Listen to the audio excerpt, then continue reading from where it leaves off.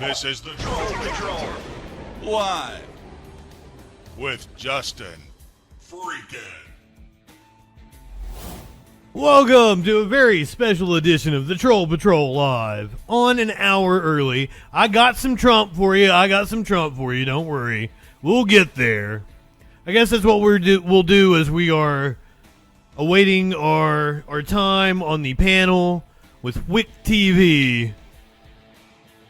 I was under the impression that it was a more divided panel. It is not. Apparently it is 5 people that think debate does not matter, and then the king of debate bros Destiny against all 5 of us. I made mention that, like, I would have rather had it been 5 people against me. PP Girl, good evening. Warlord, Tadpole, so glad to see all of you. Sassy, DJ Dub. So, Curiouser. Good evening. Here's what we're going to do. So, we're going to do an hour show here. And for all intents and purposes, I'm going to sign off. If you want to watch the debate panel. Oh, happy birthday, PP Girl. My birthday is Monday. I do believe there probably will be a fallacy spill at some point in time. Are you a Gemini or are you a, I don't remember what comes before Gemini. I know I'm right at the beginning. I don't really pay much attention to astrology. You're a Taurus. Meat cakes. So, at 8 o'clock, I'm going to sign off of everything except Twitch. I'm going to leave Twitch up, but it's only going to be my camera and it's only going to be my microphone. I'm just going to leave it up, so if you want to chat with me, you can do it in the chat and I'll see it. Otherwise, you'll have to watch the debate on WHICK's Kick or YouTube channel. Now, I do plan on probably coming back afterwards, and we might do another hour, find out what that news be doing, right?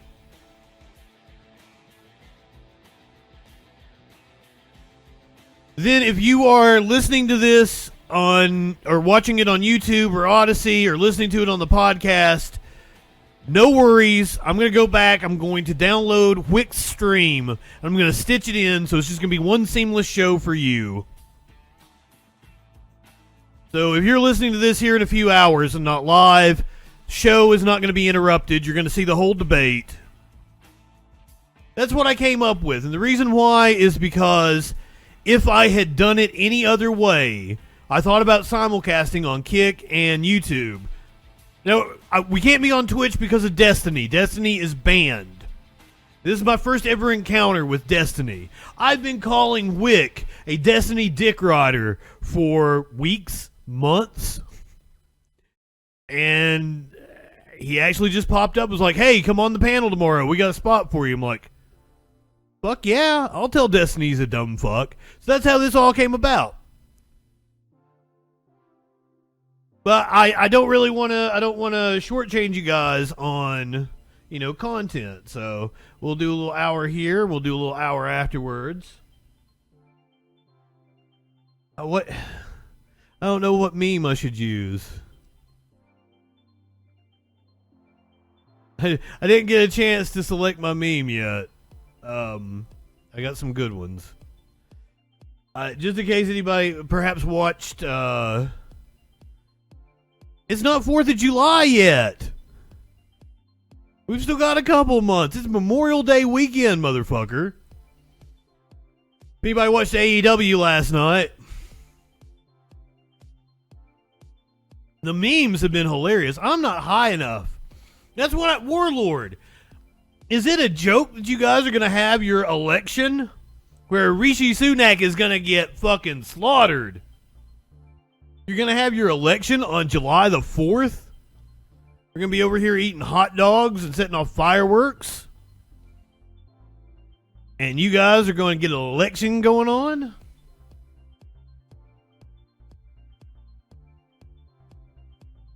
It is fucking hilarious to watch this shit. Like, it didn't really land on him. It landed on his back, and then he, like, falls back into it. This wasn't even the one I wanted. I didn't have the one I wanted saved. Hold on, we'll grab it here. And by the way, I expect this to be a very painful experience. If anybody is coming in here thinking this is going to be fun with the whole WHICK panel, I expect it to be painful. Now, I am not going to do any yelling. I'm going to be cool and calm. I'm going to try to get some one-liners in. That's my only job. Miss Joy Balls! No hard-hitting news just yet. We're gonna watch some Trump rally. This was my favorite meme.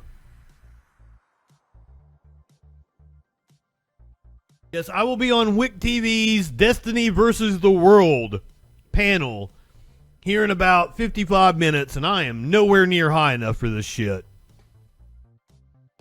Mitochondria!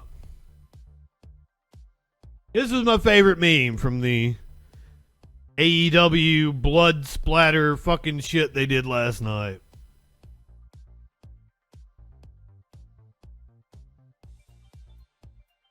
It's one of the most famous scenes from The Office. He spills his chili. Sparkle's got a kick out of it, and she hadn't even she wasn't aware of what had went on with AEW. Remember back when the Brood, Edge and Christian and Gangrel, they were vampires and they used to dump blood on people.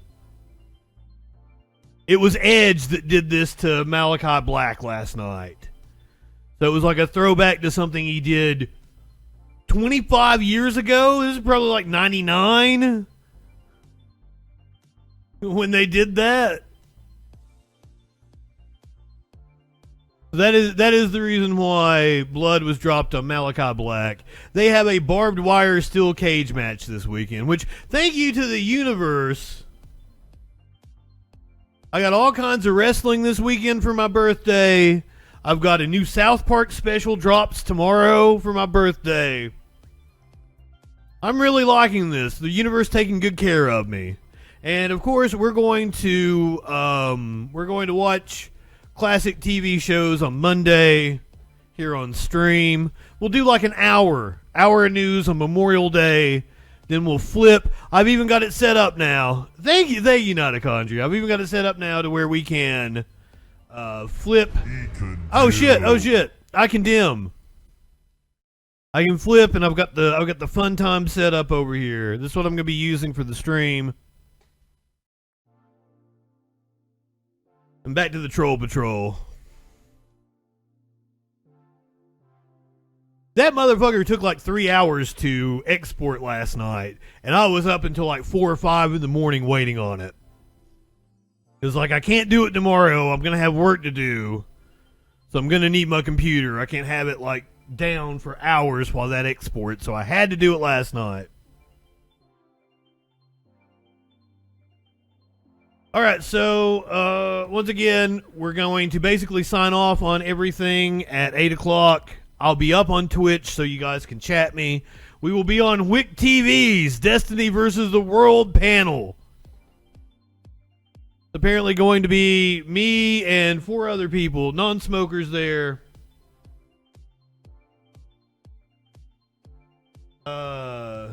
Another cool peep is there. Hold on.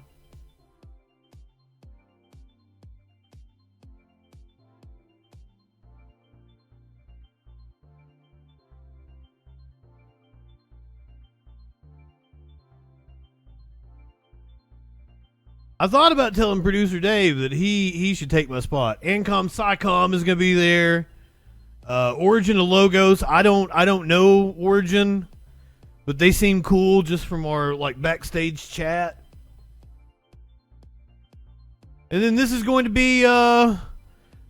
be my first encounter with Destiny. This is currently on WHICK's channel right now. So we're going to be on WHICK TV at 8 o'clock. I'll have the Twitch open, but like for all intents and purposes, I won't be on here. It'll just be my microphone. and my camera. If you guys want to chat with me, you can chat with me on my Twitch. But that's the way I'm getting around the whole Destiny can't be on Twitch thing. But until then, we've got old Donnie Boy Trump. No terror, there was no threat, there was no nothing, and now Iran has become a big threat again. Already throwing some bullshit around. I'm not high enough for this. And I tell you, I see a lot of flags. Bring them home? A lot of flags from right out of Israel, right? That's right out of Israel. But remember, I said it a month ago, and it's a He said it. thing to say, but I believe it. Many of the hostages that you're waiting for, and everybody's waiting for, They dead. hostages. Many of them are dead. Many of them are dead.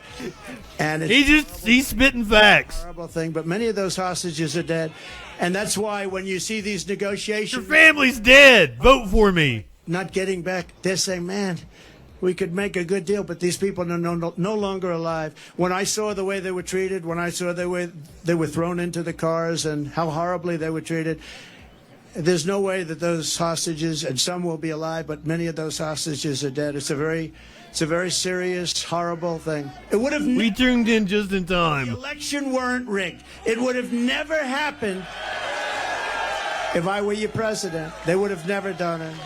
Because we have so many... Labor is getting ready to slaughter the Tories. Just for a moment about success. Do you remember I used to give talks on success before politics? Okay, that's enough. We're going to do it. I know you're on our side, but it's enough. We're going to get them home.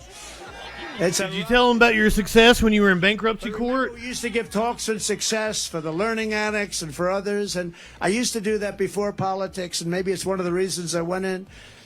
But because, well, bringing our city back, it starts with getting the right leadership. It also involves men and women just like you. But I talk a lot about... Oh, yeah, he's an innocent little baby. Get paid money to talk about success. I would have done it for nothing. But then because of politics, and if you take a look, because of politics, I stopped doing that. But I think we're in the Bronx.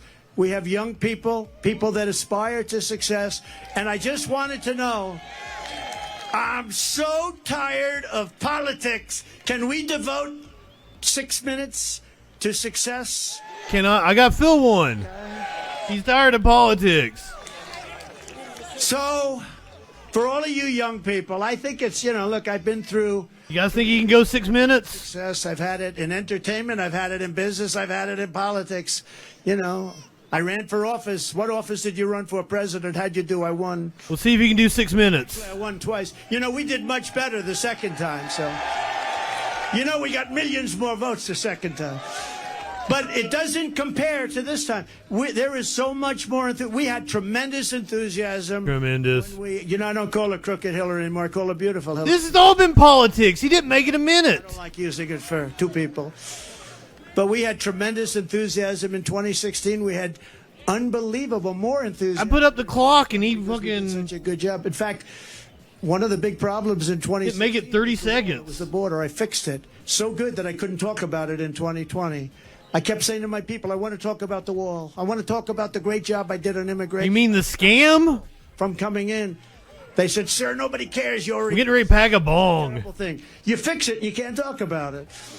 But let's talk Can't about fix the shit. young people just to listen for a couple of minutes, because we've been talking about politics so long. I'm OD'd. You know what that means? I'm OD'd on politics. I'm OD'd on Trump. I turn on the television. Trump, Trump, Trump, Trump. All different stories. Trump. They're driving us crazy. So I believe in the This is expression. my last bud. This expression. Had to get some for my birthday. The luckier you get. You know who said that? A great golfer named Gary Player. He was smaller than other golfers, but he worked harder than other golfers, and he ended up with the most career wins of any golfer. He ended up with 9 majors, and he was small in stature but big. I like Lee Majors. But he made that say, it was the first time I ever heard about it. He said, it's a funny thing happens. The harder I work, the luckier I get. That was an athlete saying that. Amazing, right?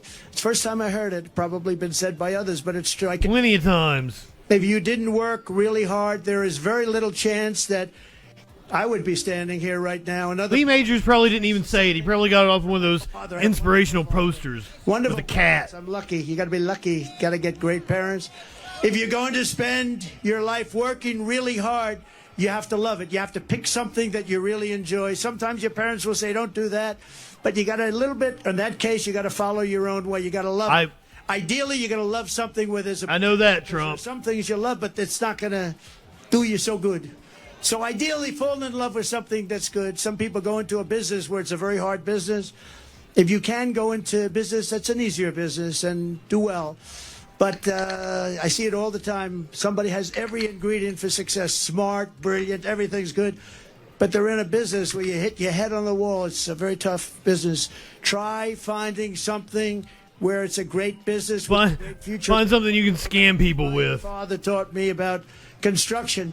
But what I really learned from him was that he worked 7 days a week because he really loved to do it. I mean, he would work on Sunday. He'd go to church in the morning, and then he'd go and work. And I know some people that don't believe in working on By church, he means Klan rally. from work. But he loved working, and he was happy.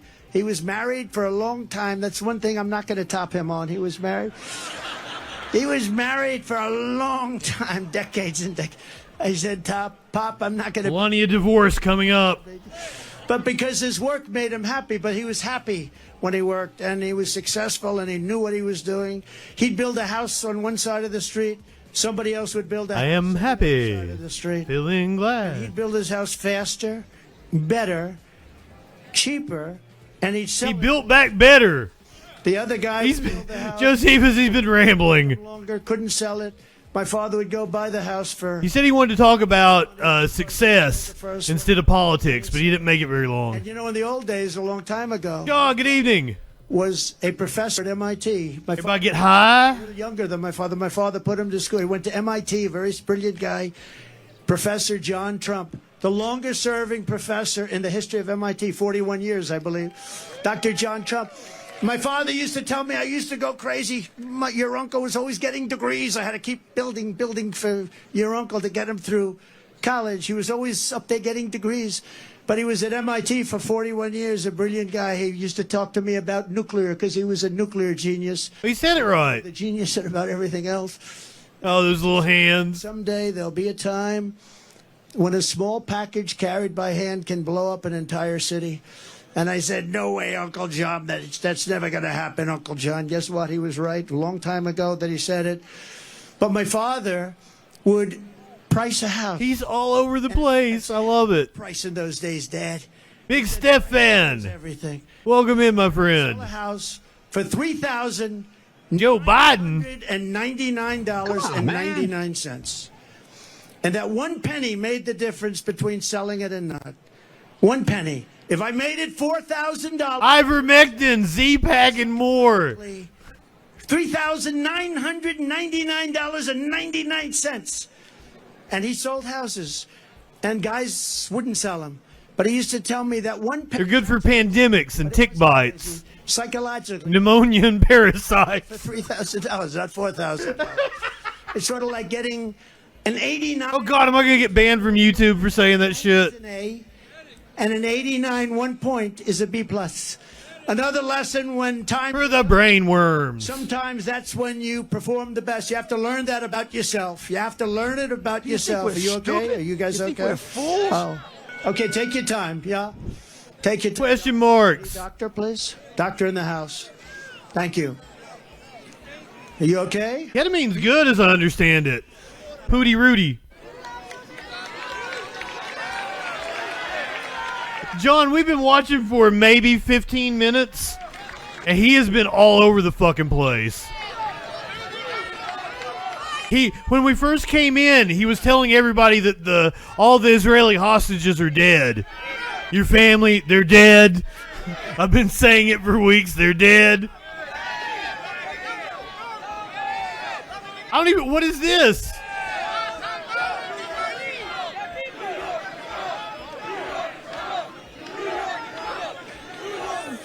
Take your time, Doc. We have time. Some people waited here for 2 days. It's tough. It's tough. Thank you. Sausages and still hostages. Your sausages are dead. Plenty of time. That's good.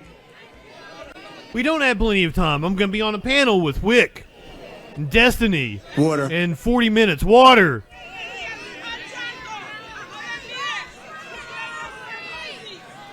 He did say doctor. It could be somebody needing medical attention. Was he going to douse the crowd like Cardi B did? Oh, no, he's going to take a drink. She all right? She okay?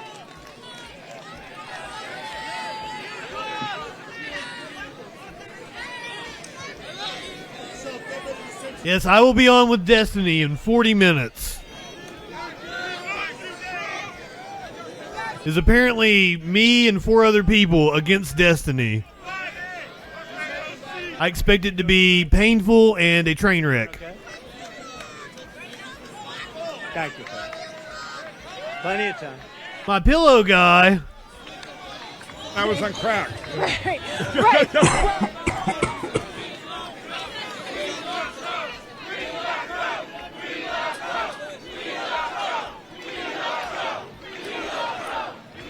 Okay? You okay? Thank you. Doctor, thank you very much, doctors. Got a lot of doctors in the house. Thank you very I much. tried to eat as much as I could before the stream. Thank you, darling. Make sure I can make it That's great. through this entire long debate. That's great. Great job. I hope it's only 2 hours. If it goes longer than 2 hours, Good job here. But it's hot, I don't know if I can take it. right? Long way. I'm not high enough for it, John. Thank you very much, doctor. Appreciate it. Thank you. I know she's going to be okay because she's so tough. Some of the greatest days of my business career were in the toughest times, but I enjoyed waking up every single morning and go to battle. A lot of people say to me today, the toughest business people, people that you know about, could I ask you a question? How do you do it? Chow down, BB girl. How do you get up in the morning and That's what I tried to make sure I was someday? How do you do it? properly fed. How do you do it? How can you want to do with what you do? They after you. Nope, we start at 8, Monsieur Balls. Or after We're the main event. impeachment hoax number 1, impeachment hoax number 2, lawsuits all up.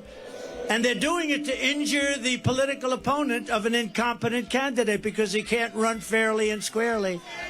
What? Say, you know what I do? I just do it. I put on the blinders. I say, I just do it. We do it. Nagy's got that trademark. They ask me is, will it happen again? And we have to make it too big to rig. We got a lot of great people watching. We have to make it too big to rig. But one of the things you need in success is momentum. You need momentum. You got to have, and when you have that momentum going, there's nothing that can stop you. And I tell the story of Bill Levitt. Bill Levitt was a great real estate man, great Levitt towns all over the country. One of the most successful real estate people at a certain age ever. And he built these massive towns that were, you know, there was nothing like him at the time. And very successful. And he was offered a lot of money to sell to a big public company. And he decided to take it. He was a young man. He was in his 40s. And he said, darling, I'm going to take it. Told his wife, I want to take the money. And for 20 years, he went out. He bought a yacht. He lived a beautiful life. He lived in the south of France. But he got bored. And 21, 22 years later, he said, I want to make a comeback. I can't stand this life. For those of you who don't know, Levitt towns were the segregated to the company that suburbs to a big public company in like the 50s and 60s in New Jersey. What they were doing. You know, he used to, by the way, he used to pick up every nail. No blacks allowed. He used to sell the sawdust, everything. He would. I wouldn't doubt WHICK is a misogynist. And now you had this big public. WHICK has the absolute worst takes ever back and he made on Twitter. They didn't want to sell, and he paid a little more, and he ended up buying it for an okay price. And he was so happy. He said, "Now I can go back to work." And he went back, and everything he touched turned bad. The market. But I will give him props. Him having me on after I have told him that Destiny's not going to fuck him and called him a Destiny dick rodder for weeks, months on end. Going bankrupt. He was. I can respect that. That's cool of him. So I will give him props on that. And I was at the party of a very big person, big public company person. And Bill Levitt was there, and I was in the room. He told me I could call in, and I was like, oh, what do you mean call in? Have me on. I'm not just some rando. And he's like, I have no clue who you are. So I linked him to my YouTube video. He never said anything back. But, I mean, clearly it was Matt Walsh and Vosh and the Surfs talking about me. So, you know, Matt Walsh once called me. JustinFREAKIN is a formidable voice in the culture. Lenny, good evening. Welcome, my friend. Who the hell knows? Who the hell cares, right? But he knew who I was, and I went up, I said, so, are you okay? And he said, I'm not really okay. I made a mistake that I'll never forget. And I honestly don't know how I'm going to do 2 hours of this, because my point's pretty clear, and I think I can make it really succinctly. There were 25 very successful people. I don't know what else I had to say about it. Find out what happened, because he lost everything. Everybody knew it. It's very public. And I said, what happened exactly? What happened? He said, son, I lost my momentum. I had something going that couldn't be stopped, and I should have just stayed. I lost my momentum. And I've never forgotten the term. If you lose your momentum, you got to figure it out. But Bill Levitt lost his momentum, and he died penniless. And he was the biggest real estate person on the planet. And I've never forgotten that story. It was a sad story. He was a good man, too. I thought he was a good man. You tell me somebody needs a titty slap? Today that you have Levittowns all over the country, and pretty amazing. But you have to always keep moving forward. And when it's your time, you have to know it's your time. And I said to myself, in terms of politics, I said, you know what? You got to admit, I think I did a really good job on the even better in number two. on the thumbnail again, because you have to do it with WHICK and Destiny. Maybe I'm wrong, and I'm not doing it for myself. I'm doing it to make America great again. You know, if I didn't think we easily won, I would never do this. Because I shouldn't have made coffee. I'm going to need to piss. You have a winner. You have like 4 times during the debate. Big upset, I guess. I don't know why it was an upset. With no eye pussy around to piss in. People at a rally, she'd go and have 200 people, and then they say, why did I win Michigan? Why did I win Pennsylvania? Why did I win all these states that a Republican hadn't won in many years? Why? And by the way, we're up in Pennsylvania, we're up in Michigan, we're up. Oh yeah, I'll just be on stream. In Hampshire today. We're up with a jug under here. At numbers that you wouldn't even believe. But I also think it's very important to know what you want. You have to set your sights high. Set your sights so high, higher than you ever thought possible, and make your goals big and go after it. That's why I say we won't just make New York a little better. I say we want to make New York a lot better, better than it ever was before. We're going up against leftist mafia, so like... And finally, you have to take pride in... I would watch that over a debate with Destiny and me. You've achieved, forget it, it's over. It's good for your confidence, but it's over. Go forward. Think to the future, not to the past, but learn from the past. You know, wherever I go, I know that if I could build a skyscraper in Manhattan, I could do anything. It's very tough. Building a 68-story building on Fifth Avenue. Warlord wanted this and then bailed. You have to deal with. I mean, you have unions. We could have done news stories. Property rights, zoning. I was going to do fun news stories like Kid Rock contract, throwing out the N-word. These are killers. Many of you are here today. Thank you very much. But by comparison, talking to world leaders, I believe, is easier. And I've done them both. Talking to a world leader, if you're smart, you know, you have the United States behind you. Now, the country's not the same, but it'll be better and stronger and bigger in a very short period of time. I can't ban Warlord. He's the head mod.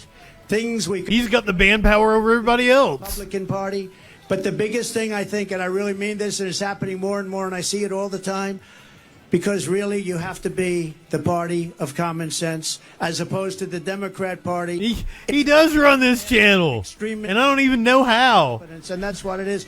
And they're going to destroy. He runs the Discord, too. But our country has faced down much harder challenges before and come back stronger than ever. That's why I so firmly believe that we can quickly make America a great and glorious. Oh shit, is he wrapping up? When I take office, we are going Haven't even played the QAnon music. safety and the rule of law in New York City. That starts with stopping Two in the poo, one in the goo. our country of millions and millions of illegal immigrants, Libertad. causing a new category of violence called the migrant crime. We have a migrant live in crime happening sexual now. anarchy? You add that to the crime already. It's in the Bronx. I don't know how big this crowd would be. It was a very crime-ridden country. They just announced a month ago 67, but now they just announced 72% reduction in crime in Venezuela. Igloo, good evening. Caracas, they took their gang members, they took their drug dealers, they are emptying out their prisons.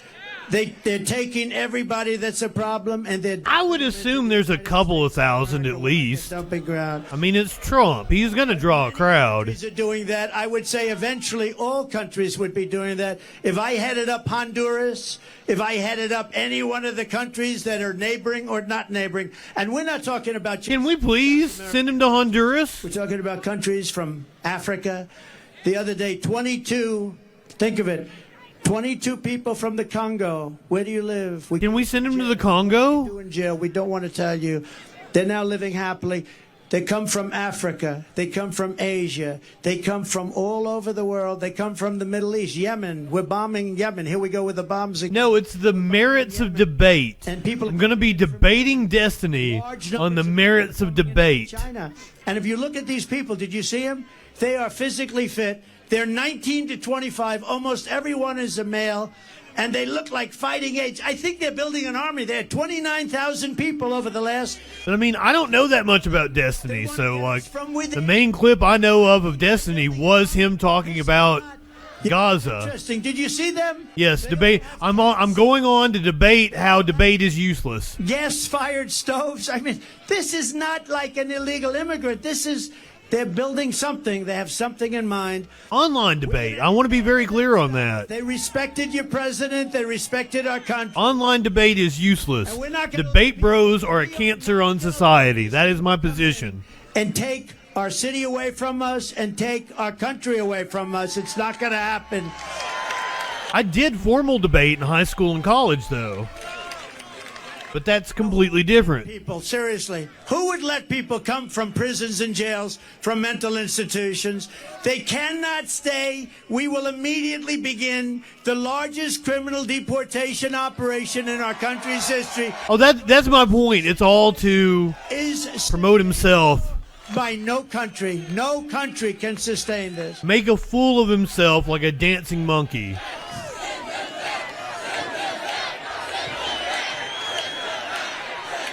I mean, that's all I know Destiny from is clips where he looks stupid. Thousands of Biden migrants invading our city and our country.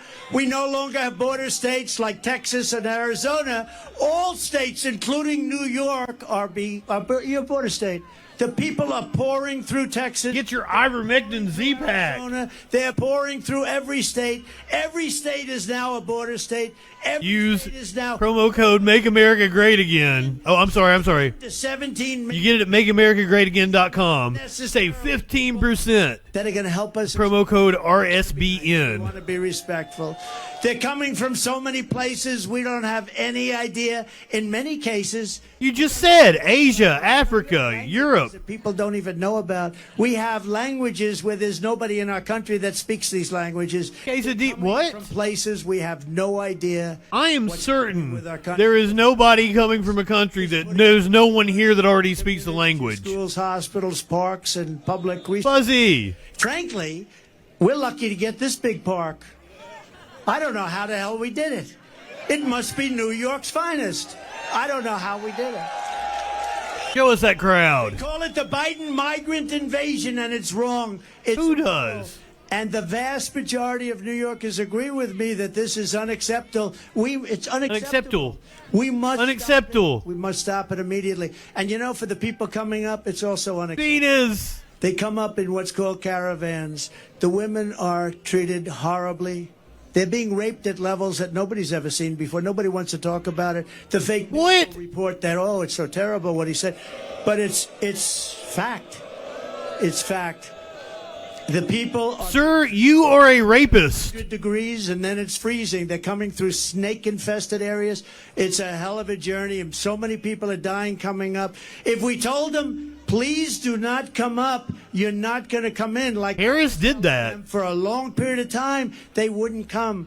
They're being offered. Look at California Governor Newsom. Governor Newsom. He offers education. He offers medical care. He offers pensions. He offers everything. He'll even give them an electric car because they're all over the place. Purgatorius, welcome. Band-Aid. You like the all-electric Band-Aid? Not too much. Huh? Does anybody like a car that doesn't go very Electric far? Band-Aid? Costs a lot. In Brooklyn, American students at James Madison High School were recently told they had to stay at home from school so their classrooms could be turned into housing. I'm looking at a snake in America right now. Oh, that's Thousands of a migrants. Maynard. Very simply, Joe Biden puts illegal aliens first. I put America first. I put America first. I tried to get him for you. He ain't having it. Would anybody... Now, this is up to you. Has anybody heard the snake? Would The anybody snake. like to hear the snake? Because we can stay here all night. I don't care. Would you like to hear the snake? I got a snake for you. Song, and it was redone. It didn't have anything to do with snakes or people or illegal immigration, but this has to do with illegal immigration. I've lost it. And I think it's very accurate, Oh, there it is. actually, and it's very sad. But I'll go and we'll do it, and some of you have heard it, and many of you haven't. But we're going to FreeTrumpBook.com. the Bronx and elsewhere. We love the Bronx. We love the Bronx. Are you ready? Anything that's free like that is a scam, by the way. On her work? They're just wanting your All information. about, right? Did you know? You've heard this before? Have you heard it? We got the greatest. Princess Kimberly, good evening. On her way to work one morning, down the path along the lake, a tender-hearted woman saw a poor half-frozen snake. His pretty colored skin had been all frosted with the dew. Poor thing, he said, I'll take you in, and I'll take care of you. Take me in, O tender woman, take me in for heaven's sake. Take me in, O tender woman. Maybe you can The read. vicious snake. She wrapped him up all cozy in a comforter of silk. I've always thought he was illiterate. Fireside with some honey and some milk. She hurried home from work that night, and soon as she arrived, she found the pretty snake she'd taken in had been revived. Or he has this memorized. He's not reading it. And for heaven's sake, take me in, O tender woman, sighed the vicious snake. She Holiday. Welcome in. she cried, but if I hadn't brought you in by now. Or You tr- Ho 77 today. She stroked his pretty skin again and kissed and held him tight. But instead of saying thank you, ma'am, Yeah, I'm starting to think he's not reading it. a vicious bite. Take me in, O tender woman, take me in for heaven's sake. Take me in, O tender woman, sighed the vicious snake. I saved you, cried the woman, and you've bitten me, but why? You know your bite is poisonous, and now I'm going to die. Shut up, silly woman, said the reptile with a grin. You knew damn well I was a snake before you took me in.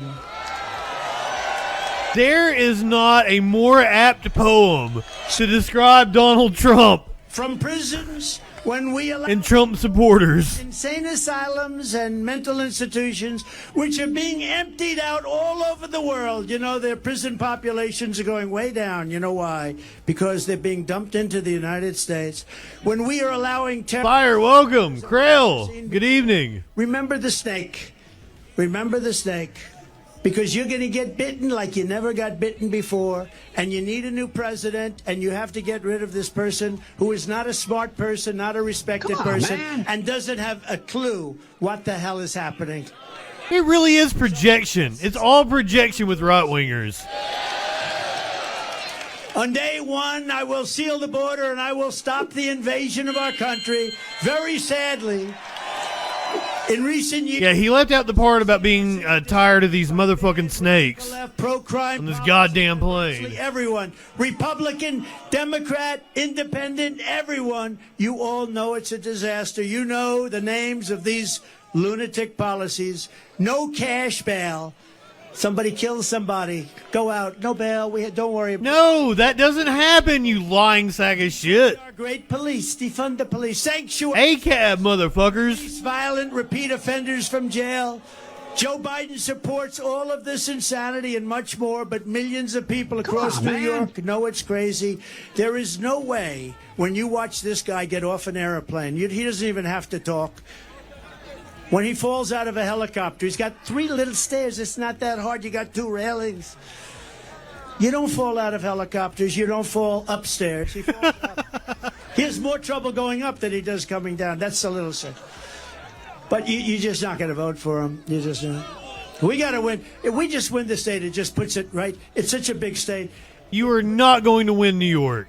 You're going to have a president and people, but you're going to have a president that understands what we have to do. We have to be nice about it, but we have to do things, and we're going to be done. And the world is going to respect us again. We were never so respected as we were 4 years ago. President Xi of China, Putin, Yeah, we were respected by the worst people in the Prime world. Minister of Hungary, very tough guy, known as a Hungry. They hate it when I talk about him because they Love Trump. man. Trump loves strong men. I don't know. I like weak men, actually. I like weak men. You just I'd much name rather a weak man than a dictators. strong man. Here's my Joe Biden meme. Asked him, why is it that the whole world is blowing up?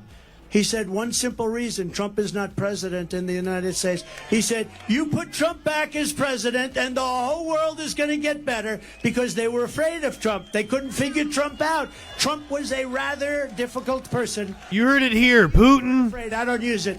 I and don't Xi use the Jinping word respect. They respect endorsed Donald Trump. United States of America, and they're going to do it again, and it's going to happen fast. But we have to get this absolute disaster. The worst president in history. He makes Jimmy Carter look like he had a brilliant administration. Jimmy Carter was awesome. The only happy person about Joe Biden is Jimmy Carter was right about almost everything. I also want to thank New York's finest. I grew up with them. I know them. Okay, so Dia, left me a voicemail. I love our teachers. I don't have the phones on because we're getting ready to go to the panel here in a few. To them, right where it belongs. Should I play it? Visited with a grieving family, New York police officer Jonathan Diller. What a beautiful family. He was a beautiful person. He was 31 years old, gunned down during a traffic stop by a vicious thug, and just horrible, leaving his beautiful young wife behind, a son, Ryan, behind, 1-year-old son. And it was the saddest day. It was a horrible thing. Opened the door and just started shooting him. The criminal charge was savagely murdering Officer Dillon, was previously arrested by the NY. We don't really know, Krill. We haven't got a good look at He it. was allowed to go out because of the... Quesadilla, do you get people like the only one saluting you on Memorial Day and shit? I want no bail. They'd say you got to pay. Telling you thank you for your service and I all that say, good stuff? No cash bail. That sounds good. That sounds good. No, it doesn't apply to Trump. I'm the only one. PB girl, I won't have any of that stuff active. And the accomplice driving the car had been arrested 14 times and was actually a far more violent. Okay, and whether if you guys are just joining us, we're going to be doing the WHICK TV Destiny versus the World debate panel. I'm going to be on with Destiny, and apparently there's going to be 5 of us telling Destiny he's a piece of shit. It is going to be painful, I am sure. But we're basically going to be signing off everywhere. I'm going to have Twitch up, but you're only going to have my camera and my microphone because Destiny is banned on Twitch. So you'll have to watch it on WHICK's YouTube, Kick channel, whatever. If you're watching this later, I'm going to go ahead and stitch the whole show together for you. So if you're watching this on YouTube, Odyssey, on the podcast later, the whole thing is going to be seamless. You're going to get the whole show. We're going to come back after the panel, and we're going to do another hour. We're going to talk about some news. We're going to get some trolling in. Hopefully this panel doesn't last more than 2 hours. I don't know what got him banned on Twitch. But, I was banned on Twitch for a year, so I completely understand it. And after years of talk by the radical left Democrats, we are going to give them the protection they need, and we're going to protect our police. We're going to make sure. I'm going to pee real fast, and then we're going to come back and get high know who the and get prepared for this fucking debate panel. Name. They know their middle initial.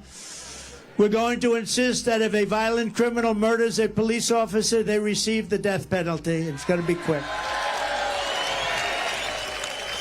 And I also want to work with your mayor and your governor, happen to be Democrats, to clean up the homeless encampments so that you can once again enjoy your parks and your public spaces. Right now, you don't have public spaces. They're occupied by migrants in tents. Pleasures as simple as a walk in the park or watching your children again play in a Little League game will come roaring back, and they're going to come back very quickly. Your lifestyle and the American dream will be with you once again, and we're going to bring it back, the American dream. You don't have an American dream right now.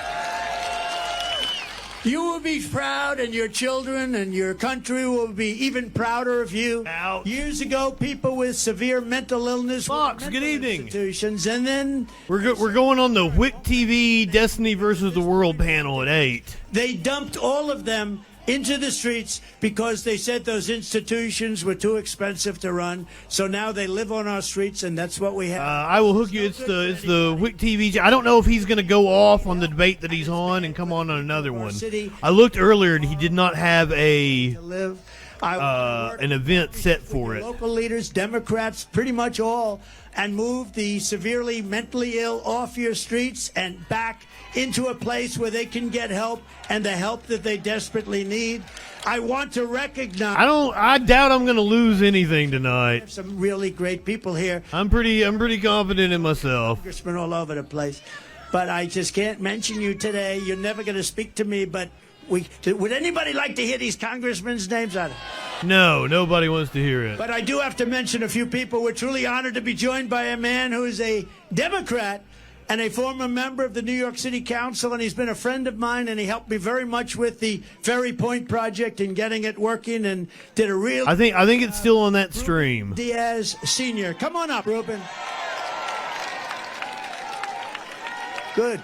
I'm going to leave my Twitch up, so if you want to comment to me. Yeah, we can go ahead and get rid of Trump here. He's gonna have the parade of sycophants on. Let's get high.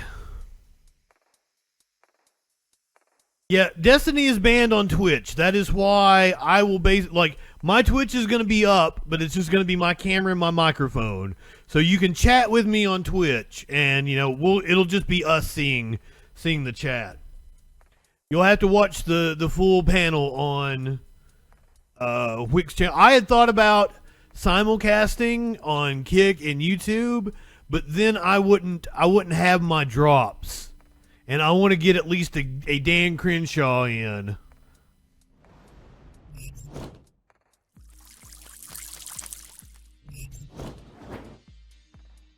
Unfortunately, they won't have sound. And I definitely want to get a He Condemn in. He condemn. Because I think people will see me use my little drops. They'll be amused by them. And they'll come follow my channel. That's what this is all about. This is just to get more exposure. This is my birthday weekend.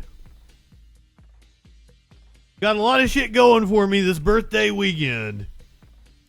Maybe this is the night we pop off. Tyler, good evening.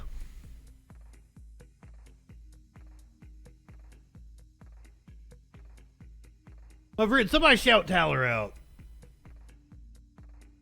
And since you're here, you got here just in time. Let's get fucking high together.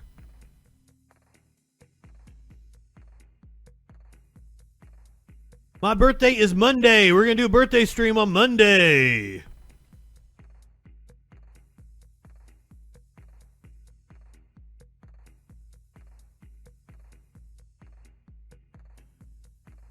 Oh, it's on Memorial Day this weekend. This year. We're gonna do an hour of news on Monday, and then we're gonna watch some old TV shows and shit. And then remember, if you guys weren't here for the announcement the other day, we are back to 5 nights a week starting June 2nd. Bringing back the freaking news too. Be on the lookout for freaking news on TikTok, Instagram, Facebook. Bringing it all back June 2nd. Gonna update the Patreon. I still don't think I'm saying that right. I was telling my buddy that the new South Park special is dropping like tonight, and it's about Cartman getting on Ozempic. I never can say it right. Ozempic. And he kept saying it, Ozempic. And he was like, no, that's not right. And I kept repeating exactly how he was saying it. And he's like, no, man, that's not right. And I was like, are you sure? I'm saying exactly what Ozempic. I'm saying exactly the way you're saying it. I'm saying it exactly the way she's giving me the phonetical Ozempic. Yes, apparently Cartman gets on the Ozempic. You guys are acting like I'm not saying it right. Ozempic. Ozempic.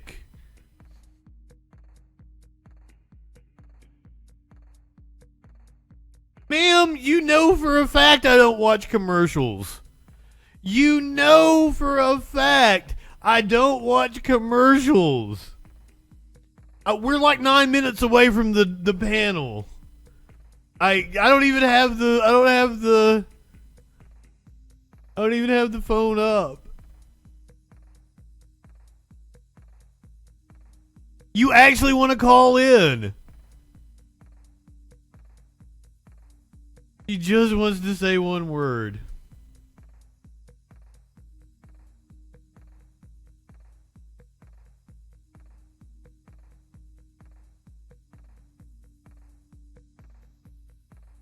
Okay, give it a ring.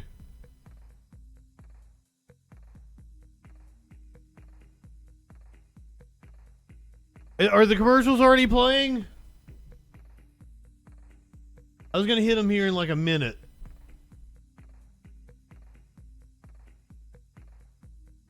Ozempic. I'm saying it right, aren't I?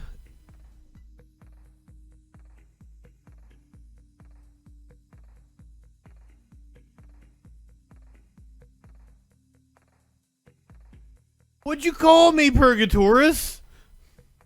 Ozempic.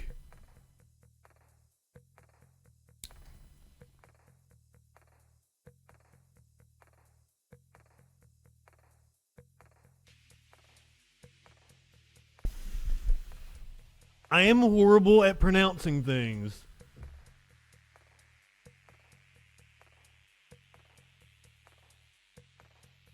Caller, you're on the Troll Patrol. What's going on?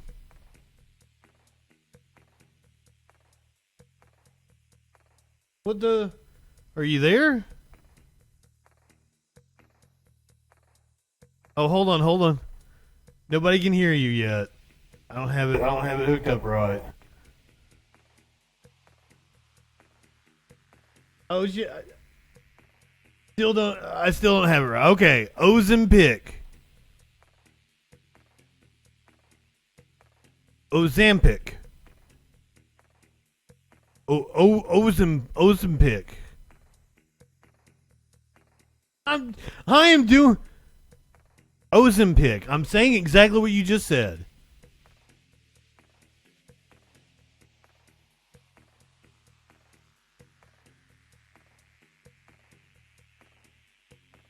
Ozempic. Ozempic. Ozempic.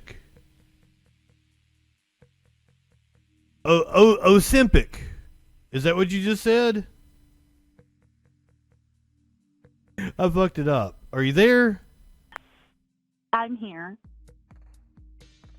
I screwed everything up. Good. I don't have everything set up right. Ozempic. Good I'm luck on sorry. your debate. Ozempic. I think I'm saying it right. Why do you guys care so much? All right, let me hit the commercial break, and then we'll do the rundown where you can watch the Ozempic, of where you can watch the debate with Destiny here in just a few minutes. So if you're on Twitch, you get your 3 minutes ads right now. If you're not subscribed, if you're subscribed, you're here. Ozempic.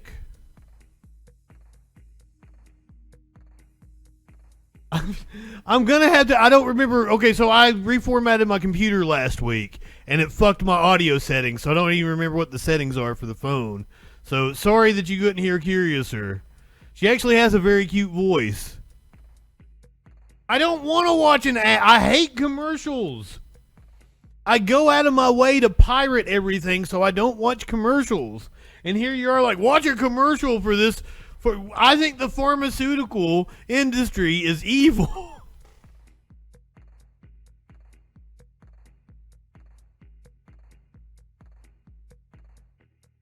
Oh, did I not? Oh, I snoozed the ads. I didn't hit the ads. I'm sorry. Okay, you're going to get the ads now.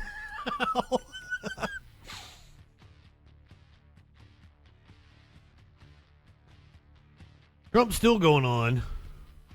From the very first day that we take back the White House, I believe we are going to have the 4 greatest years in the history of our country. We're going for peace through strength. We're going to...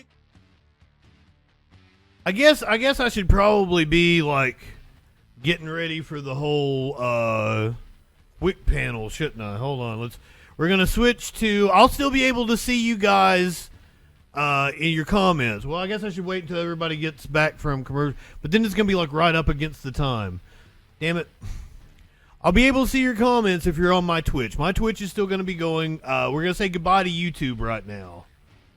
So if you're watching on YouTube, we're going to say goodbye to you. I'm sorry. If you're watching later on YouTube, you'll get everything all put together. I'm going to make it seamless. The whole show will be there for you. So bye to everyone on YouTube for now.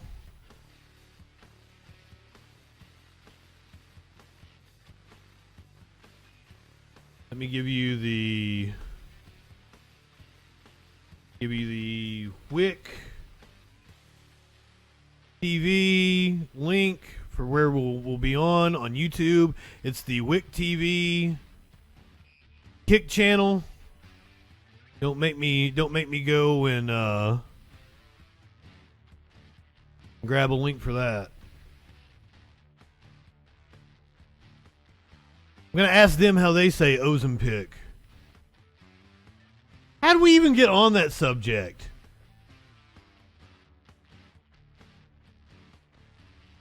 Why am I talking about Ozempic?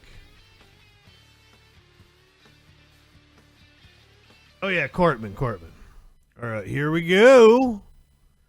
Yeah, and our last guest was brought on a little late in the game.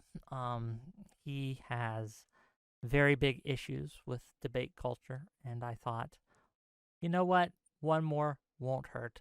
We'll bring him on, and hopefully he'll be here in a second. He's saying he's having little problems with the Discord. Who is this mystery Justin guest? Freakin. Okay. I don't know him, but yeah, here he is. Based Justin. Hello, welcome. Okay, well, we can hear you. And once Destiny gets back, we'll start. Well, there we are. Your camera's working now. Great. Yay, cool. So let me give you kind of like the rules of the road here. There's a lot of you, okay? So if I interject, it's for a couple reasons. Either you're all yelling over each other and no one can hear what anyone's saying, in which case I will interject and try to get a little order in the court, okay? The other reason I'll interject is if something's being said that I don't understand. And if I don't understand what you're saying, it's likely my audience doesn't understand either, so I will try to get clarification. Are there any questions before we begin? Nope. Great. Let's get right into it. Welcome welcome, welcome, one and all, to yet another episode of WHICK TV, a cross-ideological space where we come together to talk about issues both political and cultural, from the silly to the serious. And gang, have we got a show today for you? Recently, Destiny has been called out, right, by Hassan and a few others, and had a debate earlier today on the efficacy of debate.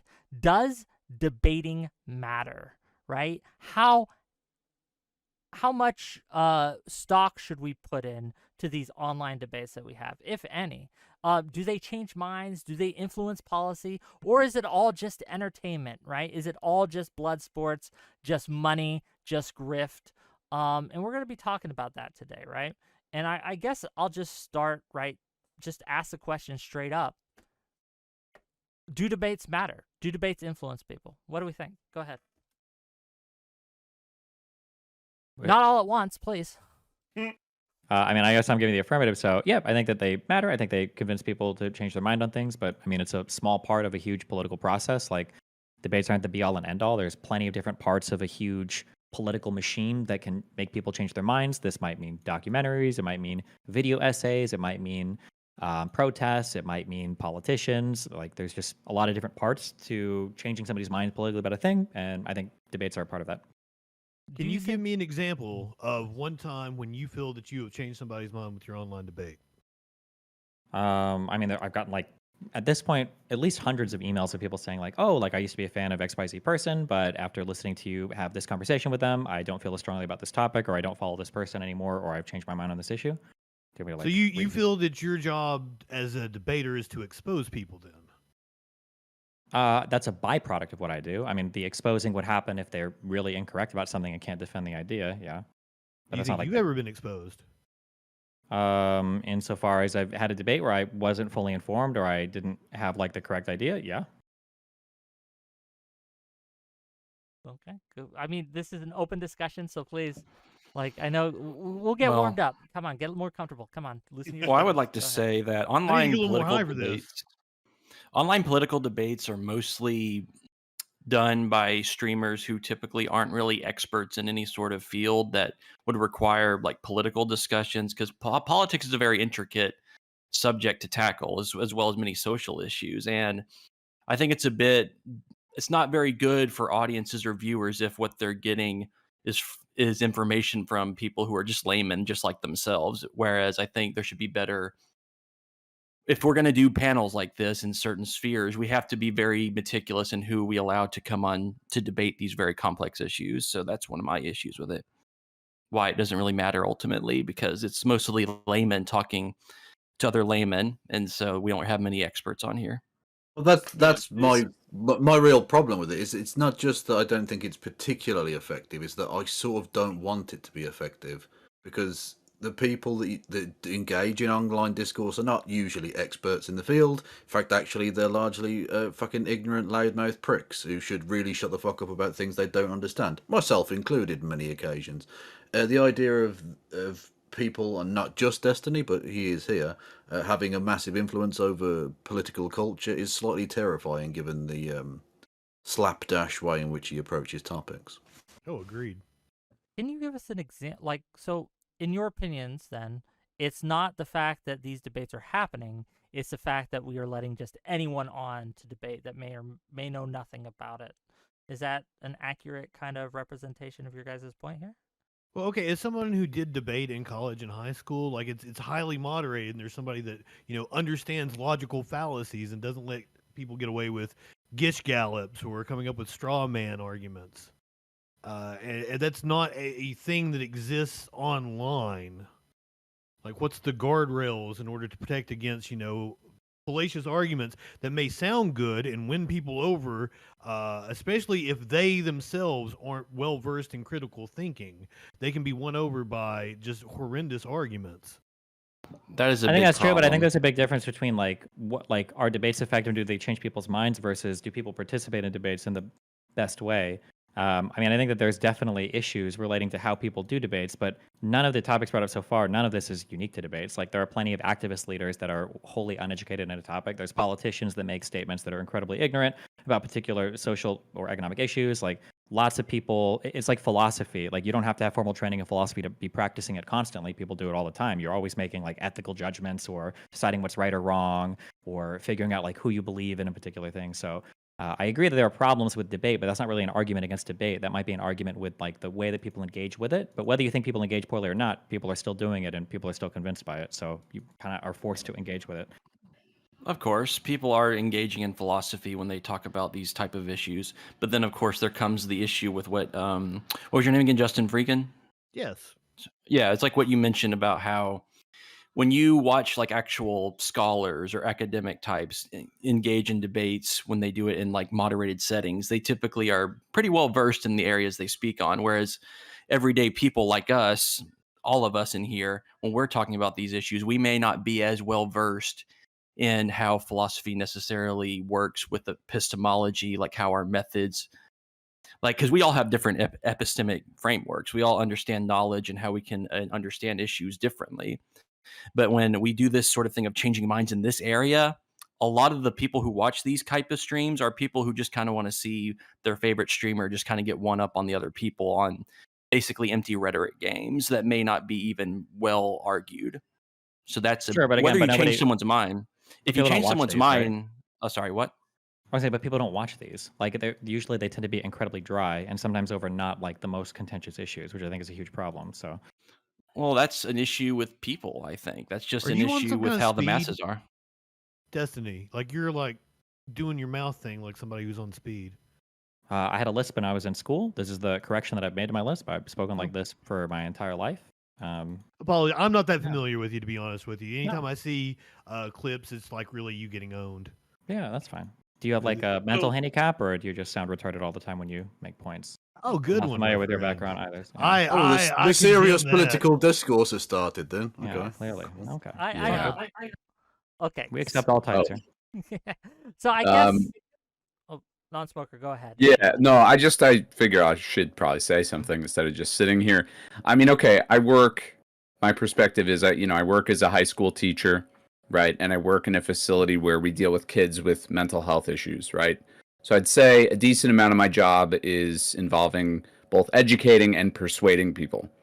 And I would say that my issue with online debates is that it doesn't really educate or persuade in an effective way, because we have to kind of dumb down the content to appeal to a bigger and bigger audience in order for it to be, worth our while, right? To be monetized and all that. And it becomes this weird contest of like dunking on each other and like trying to own someone where, it's not really very educational in that sense. And it's persuasive in like a public shaming kind of way. It's like you want to be on the winning side of the debate because you don't want to look stupid. And I don't think that that's a very effective way to present any kind of information. And, I see what you mean with the philosophy stuff.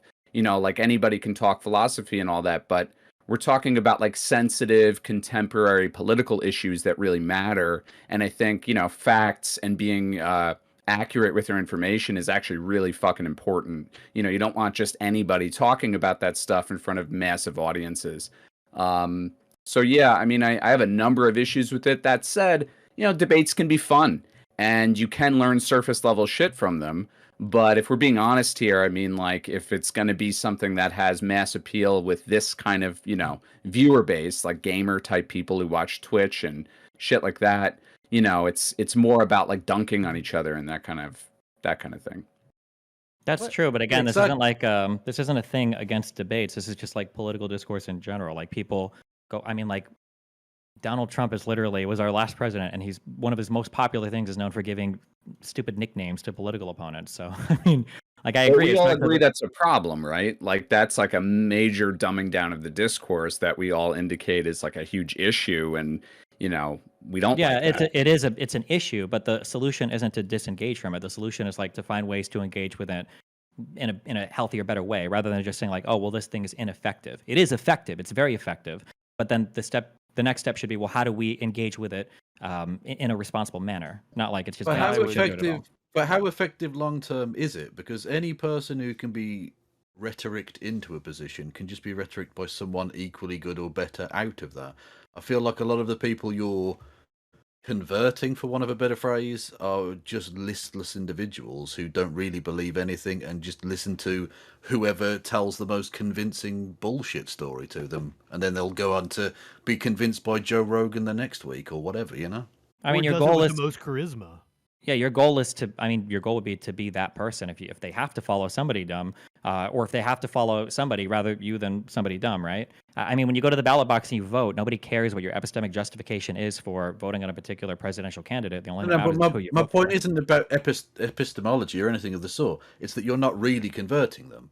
It's that I mean, they are I mean, there's going to temporarily be some swayed to people. your side of things, but they can be equally, if they're that weak-willed that a fucking debate streamer is going to pull them to one side, then another debate streamer or another cultural figure more powerful than you can just equally pull them away from that, because they're not rooted in anything. It's just they're just being buffeted by the winds of culture. I mean, it depends on how you convince people, I guess. If you make that type of argument, that's a really emotionally appealing argument, and you convince somebody that way, then yeah, I mean, somebody with a better emotional argument can take them away from you. But I mean, it depends on how you engage with them and how you argue against a particular thing. I would imagine is going to determine how people, either stay with you or leave you in the future. I agree with you, Destiny. But with that being the case, you asked, okay, if we don't engage with Trump and all the insane stuff he does, then how do we engage with it? I would say we try to be a little bit better than how people like that engage. So kind of avoid the memeing, the constant dunking. Like that's a way to engage with it that would go against that sort of grain. I mean, it's difficult because a lot of people enjoy that, but you can't really change the dynamic unless you at least try to do it. Yeah, I would agree. Yeah, I think you should generally try to be better than the people you're criticizing. Yeah. So Can we hear from Ancom? I haven't heard from him yet. Yeah, sorry. I promise trying he's to a cut big in boy. a He couple can of times. interject when he wants. But go ahead, I Ancom. Go ahead. I can. I do have. It's something I'm trying to work on, which is when I'm not interrupting people, but in a situation like this, interrupting just give us people your thoughts. sometimes has to be. So my thought on this whole topic is, while I think I agree in the general case with Destiny that debates overall can be persuasive and can have an impact, I think the field in which we currently exist with the online debate is far less impactful. The question that I've been getting in the run up to this debate is, comparing this to like a presidential debate, which is televised nationally, which millions of people watch and respond to the point where, they have opinion polling going on during the debate to see the the up and down swing. In something like this, in an online debate where it's a panel of people or even just one-on-one, the viewership is incredibly small. Most people there are there to support their favorite or their favored debater, and very few people's opinions actually get changed. In those cases that do, as rare as I think they are, the amount of impact that has on the overall society and culture is effectively meaningless. It has some small impact, but I don't think it has any major form of moving the conversation on a national level or even a global level to one side or the other. So I don't think that what we're doing here is particularly useful if the goal even is to change political opinion, change minds. So that's why I don't think it's particularly helpful. It's entertaining, but it's entertaining sophistry in a way that we're not getting any closer to you know increasing our understanding of the issues in most cases, much less actually convincing people to change their mind on a particular topic.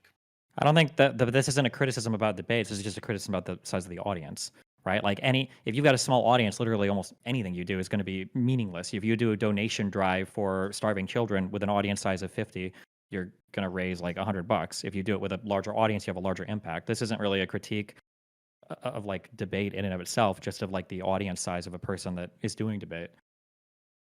Well, I thought we were just talking about online debate, and Well, we're talking particular in these type of fears. To kind of that's the point, isn't it? There's a qualitative difference between different types of debate. I mean, Destiny, I think the clip that I think inspired this debate or this conversation was him responding to Hassan and comparing himself, in some respect anyway, to the founding fathers or the what do you call it? The papers. I forgot what it's fucking called now. The Federalist Papers. Federalist Papers. Our country has like yes. a rich history of like debating stuff. Like that's Well, exactly, but there's a qualitative difference between learned people actively engaged in the foundation of a country and dickheads online who don't really understand the topic. Yeah, but the question choosing is, an opinion and going with that based on. Yeah, but then there's two super research. separate things being argued right now. So the question is like, is debate effective or is debate done with like any kind of intellectual rigor? Those are two separate questions, and it feels like to counter the is debate effective, a lot of people want to argue, well, a lot of people that debate are dickheads, and it's like, okay, sure, but the first point is it effective or not? If it's not effective, then at the end of the day, none of it really matters. Well, if it is effective, which I think we all agree. Effective in that it gets people to change their minds on things, and it seems. But is that the only way that anything can be effective? The Federalist Papers weren't just about changing, or the Founding Fathers and their political debates weren't so much about just changing minds. It was about actually setting down policy. So no, the Federalist Papers were about changing minds. Well, no, I'm not suggesting he wasn't a part of it, but I'm suggesting no, that was the goal. That was the whole point. They were published under the published newspapers. I'm not talking about just the Federalists, but I'm saying the Founding Fathers and the broader movement of founding the United States or anything like that.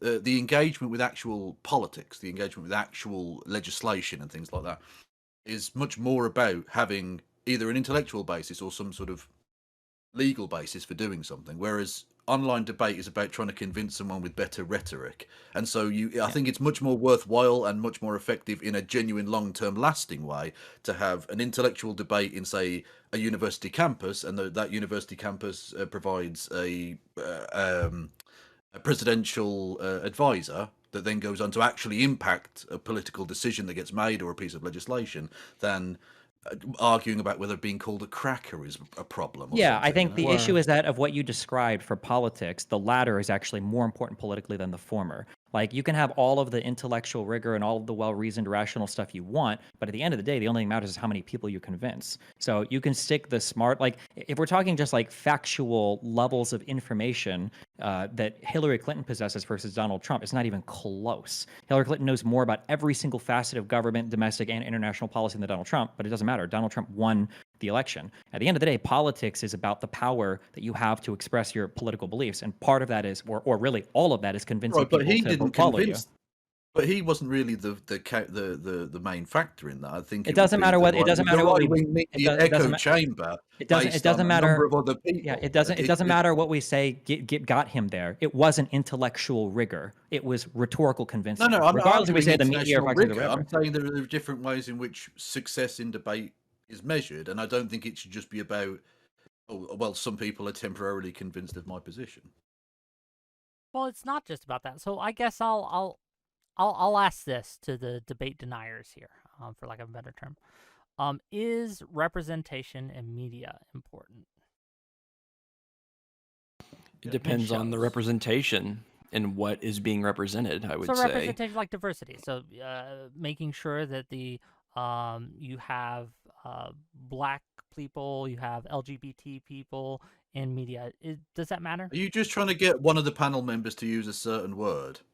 Is that what you're doing? I'm asking you why, if, right, representation matters in media. And if it does, which I think you all would agree that it does, then why? Why does it matter? Because, and I'll take you down the road, because media influences others. And media, right, can have an impact on how people view the world, for better or worse, right? You all mentioned the facts that they had people who have just sophistry or who just get dunks, and how that kind of influence is dangerous. But it sees the position that these things have an influence, small or large, right? And while one debate streamer, such as myself, might be small, when you have hundreds of debates happening online, right? You have hundreds of these types of shows. Obviously, it would have an influence. Is that not correct? Where am I wrong? I don't think Why the am I analogy. I mean, that is true. I don't think the analogy is fair because the purpose of representation in media or in any kind of a business isn't to necessarily convince people of anything or try to provide people of like some ideal that they're living up to. It's to succeed in the capitalist framework that we're in. So you want a diversity of opinion so that you can appeal to as many people as possible and get as many consumers, viewers as you can. Or voters. Right? Also, let's be honest, having diversity in TV shows is really good for annoying people, especially white people who should be annoyed by that. Okay, fair enough. I'm just saying. And to answer your question about representation of different people, of course, it's important for people who haven't been represented that widely in certain media outlets to actually let their voice be known. That's good. But what my issue is the effectiveness. Destiny was talking about how the effectiveness, as long as you have a larger people being influenced, that's all that matters. And then you said there's a lot of panel streams going on like this. But when I think about it like that, if there's a bunch of panel streams discussing stuff like this that are very serious issues, and you have multiple guests, They could be panels. They could have one-on-ones. There's all different. It can be very difficult. It can be very difficult for the people who watch this to kind of juggle all of these different perspectives from just so many different people who are ultimately just people like them who may not have an expertise in that. So I don't see that as necessarily a good thing. Okay, fair enough. I take issue. Yeah, I mean, what you're describing, Wick, is essentially just the normal discussion you would have as a national discourse, which is fine, but that's not really debate. And if people want to have discussions, hold on, what's the difference between in a pub over a fucking drink or something? That's one thing, and that has an impact in of itself. But that's not really debate as such, is it? Debate should mean something more than just two people talking. Otherwise, two crackheads at the bus stop shouting at each other is also debate. That can be very persuasive. It's about persuasive, though, right? It's about being persuasive. And we look at debate as a tool for persuasion. And when I think about persuasion and when I think about what persuades people, obviously different people will be reached in different methods. But I think you would concede that there are ways, right? That there are people out there who watch these debates who are swayed one way or another, right? That's why that's why a lot of people would say that platforming someone like Nick Fuentes is dangerous, because there's a possibility that he will sway people to his beliefs, which are wrong, right? So again, we know that charismatic figures you're saying that Destiny platforming Nick Fuentes was a dangerous thing to have done. It's always dangerous to have people on, but I think it's more dangerous not to. I think it's more dangerous not to, because I'll be real, there's a lot of people who say that they don't like debates because they know if they do come on debates and their ideas are tested and challenged, that they will be exposed for what they are. And this happens all the time. Whoa.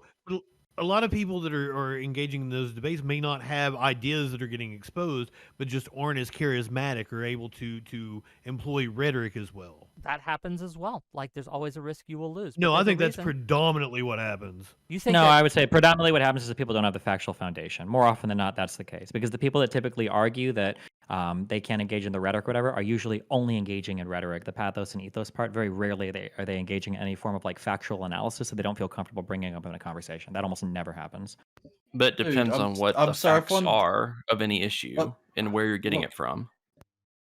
And that's also the main reason why, and this is purely an opinion thing, but I think debate being about persuasion rather than about actually determining what the facts are and trying to gain a better understanding is a problem in the general format of most debates. If I go into a debate, generally speaking, I'm hoping to have an opportunity to have an actual exchange of idea to try and get an understanding of the other person's point of view, not necessarily for any persuasive reason, but to actually gain understanding and knowledge on a topic that I don't already have.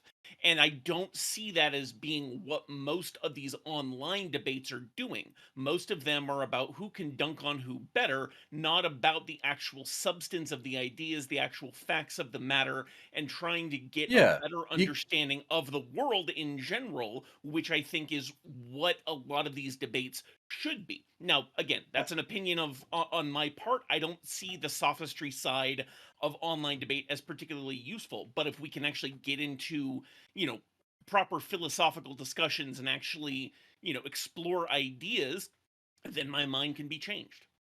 You can tell it's largely about sophistry rather than, some sort of learned discourse to arrive at some better understanding of the world. Because so rarely do any of the people involved ever concede a point or like fundamentally change based on some new argument or piece of evidence. It doesn't really happen. And so they end up arguing fucking absurd positions because to not do so would be made to look like you were foolish and you got wrecked and owned in the marketplace of ideas. And the ultimate example was Destiny the other week with his Hamas are making cookies into rocket fuel bullshit. If you just start rambling on absurd points, never conceding anything, then clearly you're not doing this because you actually necessarily even believe anything. It's you've chosen a position and you will fucking defend that to the hilt because you're a sophist. What part? It's Wait, not only what part, that, for the factual everyone. analysis. Wait, what part of that was incorrect? Man, when Ryan They were- Grimm they were hits turning- you with the fact that the Wait, I want to hear a response used... to that. What was the factually They were incorrect part turning about that? cookies into rocket fuel. Yeah, what was the factually incorrect part of that? They're processed That's cookies, nonsense. man, with flour and chocolate and everything. Hold on, Yeah. this happens. Wait, this happens so many times when they come up. So just to be clear, you're the one engaging in sophistry and rhetoric right now because you're taking something like a cookie into rocket fuel. You're doing an appeal right now, Because right, it's to somebody's absurd. emotion, to the You did say incredulity, that, motherfucker. to the yes. We saw you argue that point. I know, but I'm Okay, asking you why yeah. it's wrong. Because it's not fucking true. That's not how that up. You think they were turning fucking cookies into rocket fuel? It's not real. Do you know That how? isn't Do you know how correct. rocket fuel for Complete crude rocket? idiocy. Well, wait. Do you know how rocket fuel for crude rockets is made? There is a presumably the Mythbusters fucking episode Maryland on Cookie this where Company do they it. I had to don't know. use a shit ton Okay. of gummies, which are pure sugar. Yeah. You're talking about a cookie, Okay. which is I just want to be processed, clear. Just contains clear. To be chocolate, clear. flour, to be baking clear. powder. Do you That's understand great. how chemistry works? Gotcha. I'm more than you, I promise. Okay. So just to be clear, I just I doubt demonstrated the sophistry you- right you here could- happened, and what I said I would earlier love to happened see in you real just time. you Hold make on, it hold on, sound hold on. like Hey, bullshit. we gotta go one at a time. We gotta go one at a time. Let Destiny finish, and then you can all go at it. Yeah. I So promise. earlier, what was said, this just happened in real time, where a bunch of people say, "I just want to talk about the facts," and I think that online debaters only engage in rhetoric and sophistry. And then I just got two people going, "Cookies into rocket fuel." There was no factual I just analysis explained there. why that's impossible. Okay, so let's actually dig into this cookies into rocket fuel thing then. So Do we want a to? cookie, as Justin Please, is God, no. pointing out, I'm going to go into it. A cookie, as Justin pointed out, is a combination of flour, chocolate, sugar, a number of other ingredients.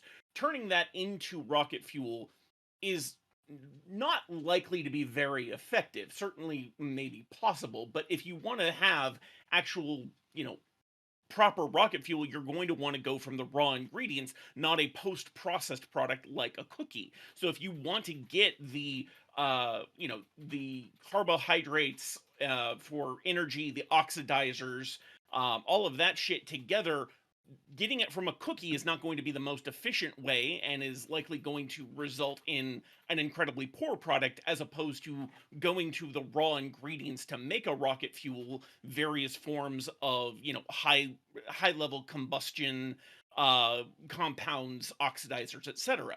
So Correct. That is, but the that's the whole point: is people making rocket fuel when they have poor access to supplies. Yes. No. But I think the knockout blow from Ryan Grimm to you was the fact that their number one thing they're employing to make munitions is unexploded munitions from Israel, because so many are dropped on Gaza. And I can't believe you had the audacity to even argue after that. That How do was you think? embarrassing. How do you think those unexploded munitions get over the wall, Justin? Do you think they throw Not them from like cookies. footballs? Do you think they throw them like footballs? They're not using cookies as rocket Justin, fuel. how do you think they get over to the wall? Do you think they throw them like footballs, like in an American football game? Do you think they Are you throw them? arguing they're using cookies to fuel them? Justin, can you tell me how you think they get over the Destiny, wall? are you arguing they're using cookies to fuel them? You've See, no idea. Okay, this you're right talking here- about the explosive part of a rocket, but it needs fuel to make it travel so that it can go explode somewhere. You can't use unexploded munitions to fuel a rocket to travel somewhere. They don't throw them like footballs. This right here is a perfect example of why this style of debate is so toxic in my view, because I'm glad you pointed both out. of you right there were just talking past each other instead of actually trying to come to a shared understanding on the topic. I'm Justin sorry, hold kept on, asking, no. Do you, oh, no, hold on. Let me finish.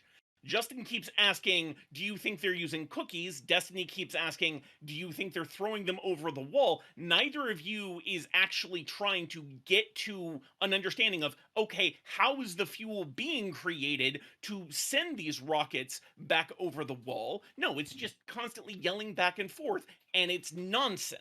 What do you think, Destiny? You can respond. So yes. So the claim, first of all, he cites an irrelevant point, which is unexploded munitions being used as warheads. Warheads are not delivery vehicles, so that's already an absurd point. And then the second point is to reductively ask. Hold on. You gotta let him the second point is the second point is the reductive part of like, are they using cookies to make rockets? They probably don't have a fuel tank labeled double stuffed Oreos. That'd be my guess. But that's not the point. That's not even my argument. Like the argument is whether or not, and there are videos of people that say they've done this. I tweeted one out, if you don't believe me, where you can extract sugar from things, you mix it with fertilizer, and you have a very, very crude form of rocket fuel. And you can use that to send things over the wall. The warheads may be unexploded munitions, but like it's possible to do this. It's not, so whoever's citing chemistry as it being impossible, that's not a correct argument. If we're saying, well, they actually use unexploded Israeli munitions as warheads, that's not really relevant. We're talking about the delivery vehicle.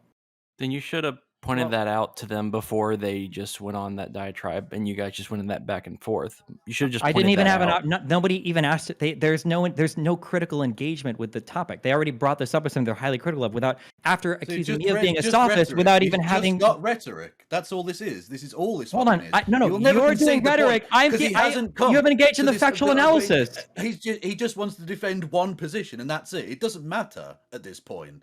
He's not engaging in any kind of. There's no coming to of minds between two people because Destiny's got his position and he will never ever move from that. Except that's not true because that would be to just reveal his entire fucking debate structure as bullshit. Or I'm the only one here that's done the factual analysis. You had no idea what you were talking about, but you were ready to criticize me for the opinion. You didn't know anything about this until October the 8th. Shut the fuck up, dude. You're now the world's You just did it again. Hold on. Do you think that not knowing something until a certain date means that particular thing is wrong? Or if something appears on a certain website, does that make it wrong? No, you just engaged in another sophist argument. You have engaged in nothing but just looking for your pithy little one-liners so you can go out there and say the thing. Then demonstrate how I'm incorrect. Then all you have to do, sir, is demonstrate I'm incorrect. It's so simple. Because Hassan Piker believes a thing, I believe the opposite thing. You just then demonstrate how I'm incorrect. That's so easy. It's so easy. None of you guys are able to do this. Not a single one of you on this panel will be able to demonstrate a single point I've been incorrect on. Instead, you'll all engage in rhetoric and sophistry while accusing me of doing the same, and then walking back feeling like you made a point. You actually denied in that Ryan Grimm debate that they were using Israeli munitions as well. I said I wasn't feeling his claim. First of all, I can be wrong about a thing. Number one. Number two, his claim was that the majority of the rockets were made out of unexploded munitions. That's what I took umbrage with. I don't believe that's true. I haven't looked that up. It may or may not be true. But on the third point, it's not really relevant. With it, even though you hadn't looked it up.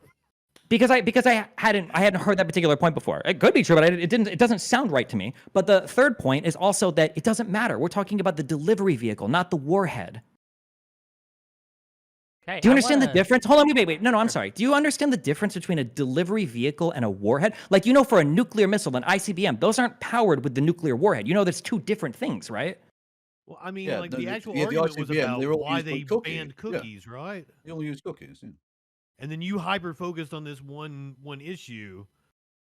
What did I hyper... You're the one screaming, can you make rockets out of cookies? No, because the actual argument was why they banned cookies from entering, right?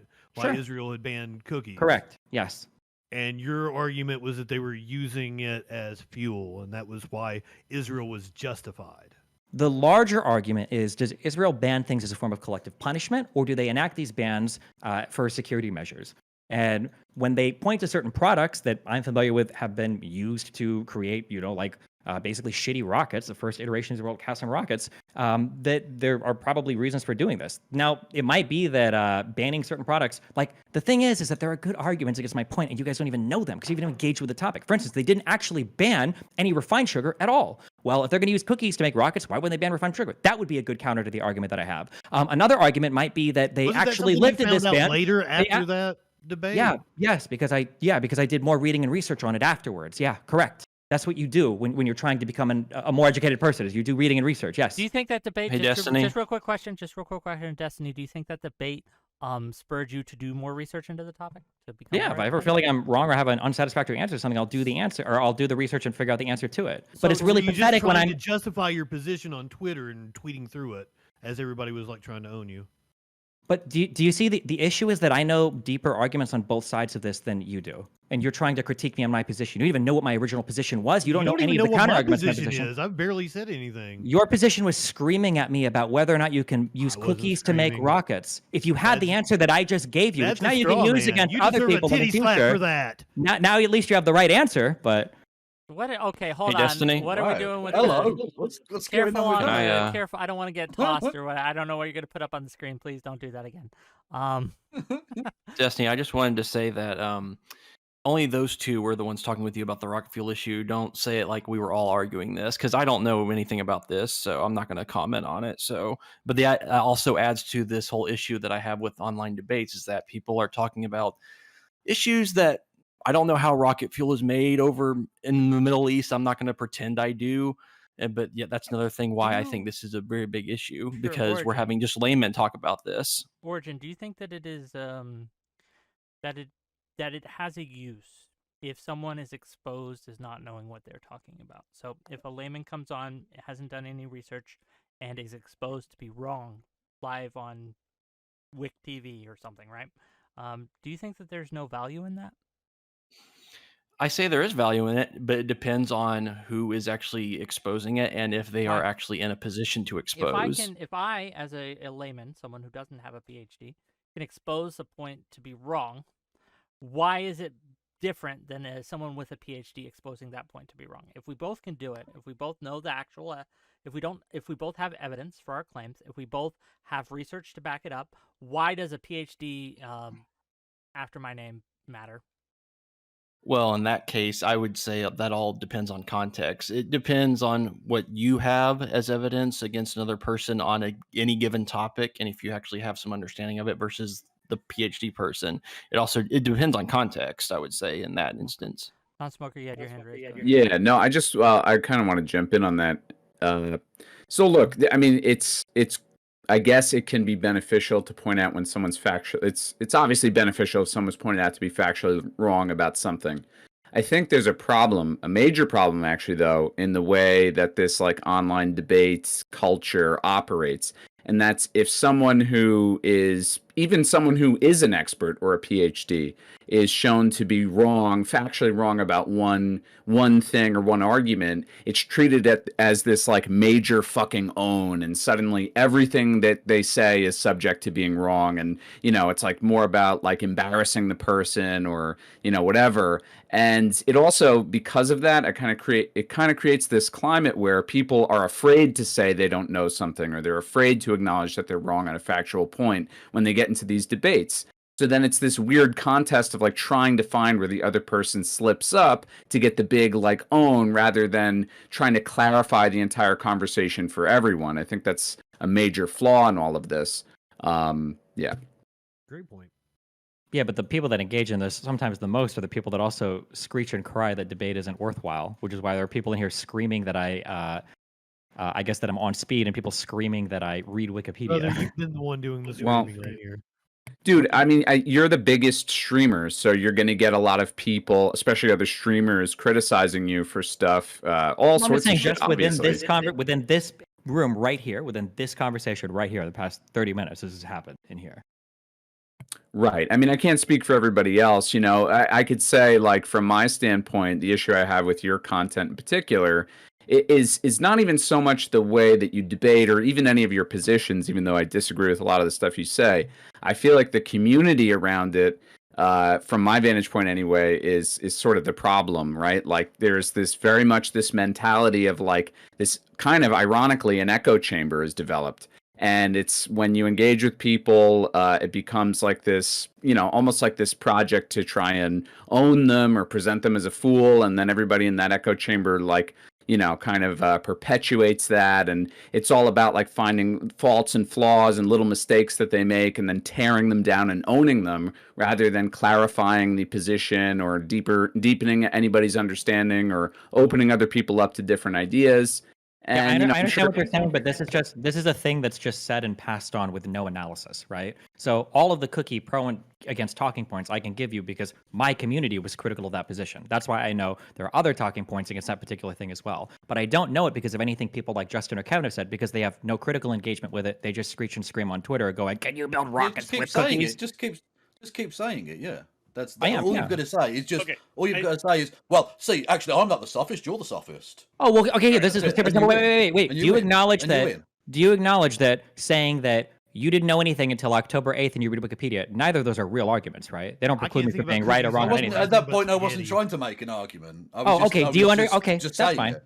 Prior to that, There's a difference between an ad hominem and just saying a critique of somebody or whatever. That's fair. Or So or just insulting somebody, you know. Okay, so prior to that, are you saying you could build rockets out of cookies? You understand that's not an argument either, right? Well, no, because it just felt a bit silly. You saying, well, you should engage in fact, the best person with the factual arguments is going to win. Saying which that it obviously feels a isn't bit the silly, case, that's is not an it? argument either. You haven't made a single argument in all the talking you've done. Can you name? just Can you keep name repeating one that same factual? line. Just keep Okay, repeating- I'm sorry. Then prove me wrong. I'm giving you the opportunity. Can you name a single factual argument that you've brought against anything I've said, anything of substance?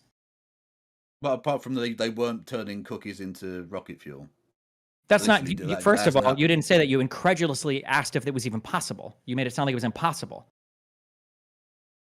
Oh god! So this is the point. It's just bullshit. It It's is the just- point. Thank you. It's just It is the point. sophistry. I agree. I agree. It is. And You it reveals- already admitted and it to it. But reveals this is the point- everything. the whole Every point single that I time I was run trying into to make people that here- say it's rhetoric. The whole point I was just trying to make with it was that you haven't come to this because of an honest inquiry. You've chosen a position which is pro-Israel, and you will just defend it to the hilt. That's hold on, wait. To be clear, wait. That's not true. The way that I got to it was I was curious how a long time ago, like months and months ago, how does Hamas fire so many rockets into Israel? And what I learned was that part of the way that you do this is through combining fertilizer with sugars. You can make crude rockets. That's why the first generation of rockets that Hamas fired into Israel were so imprecise. Why like 10% of them fall into their own fucking territory. But how they're still able to do it without shipping in a bunch of rocket fuels, because you can make crude rockets by combining fertilizer, something nitrate, and then some type of simple sugar to make rocket fuel. That's why I knew that particular thing. So when somebody says, "Oh, Israel banned cookies from this particular thing," oh, okay, well if they did it, I imagine this would be my guess why it is. If you want to argue against that point, it's not. But I didn't die on it. See, I changed my mind because I gathered new information. No thanks to your kind, who know nothing about anything that's being spoken about right now.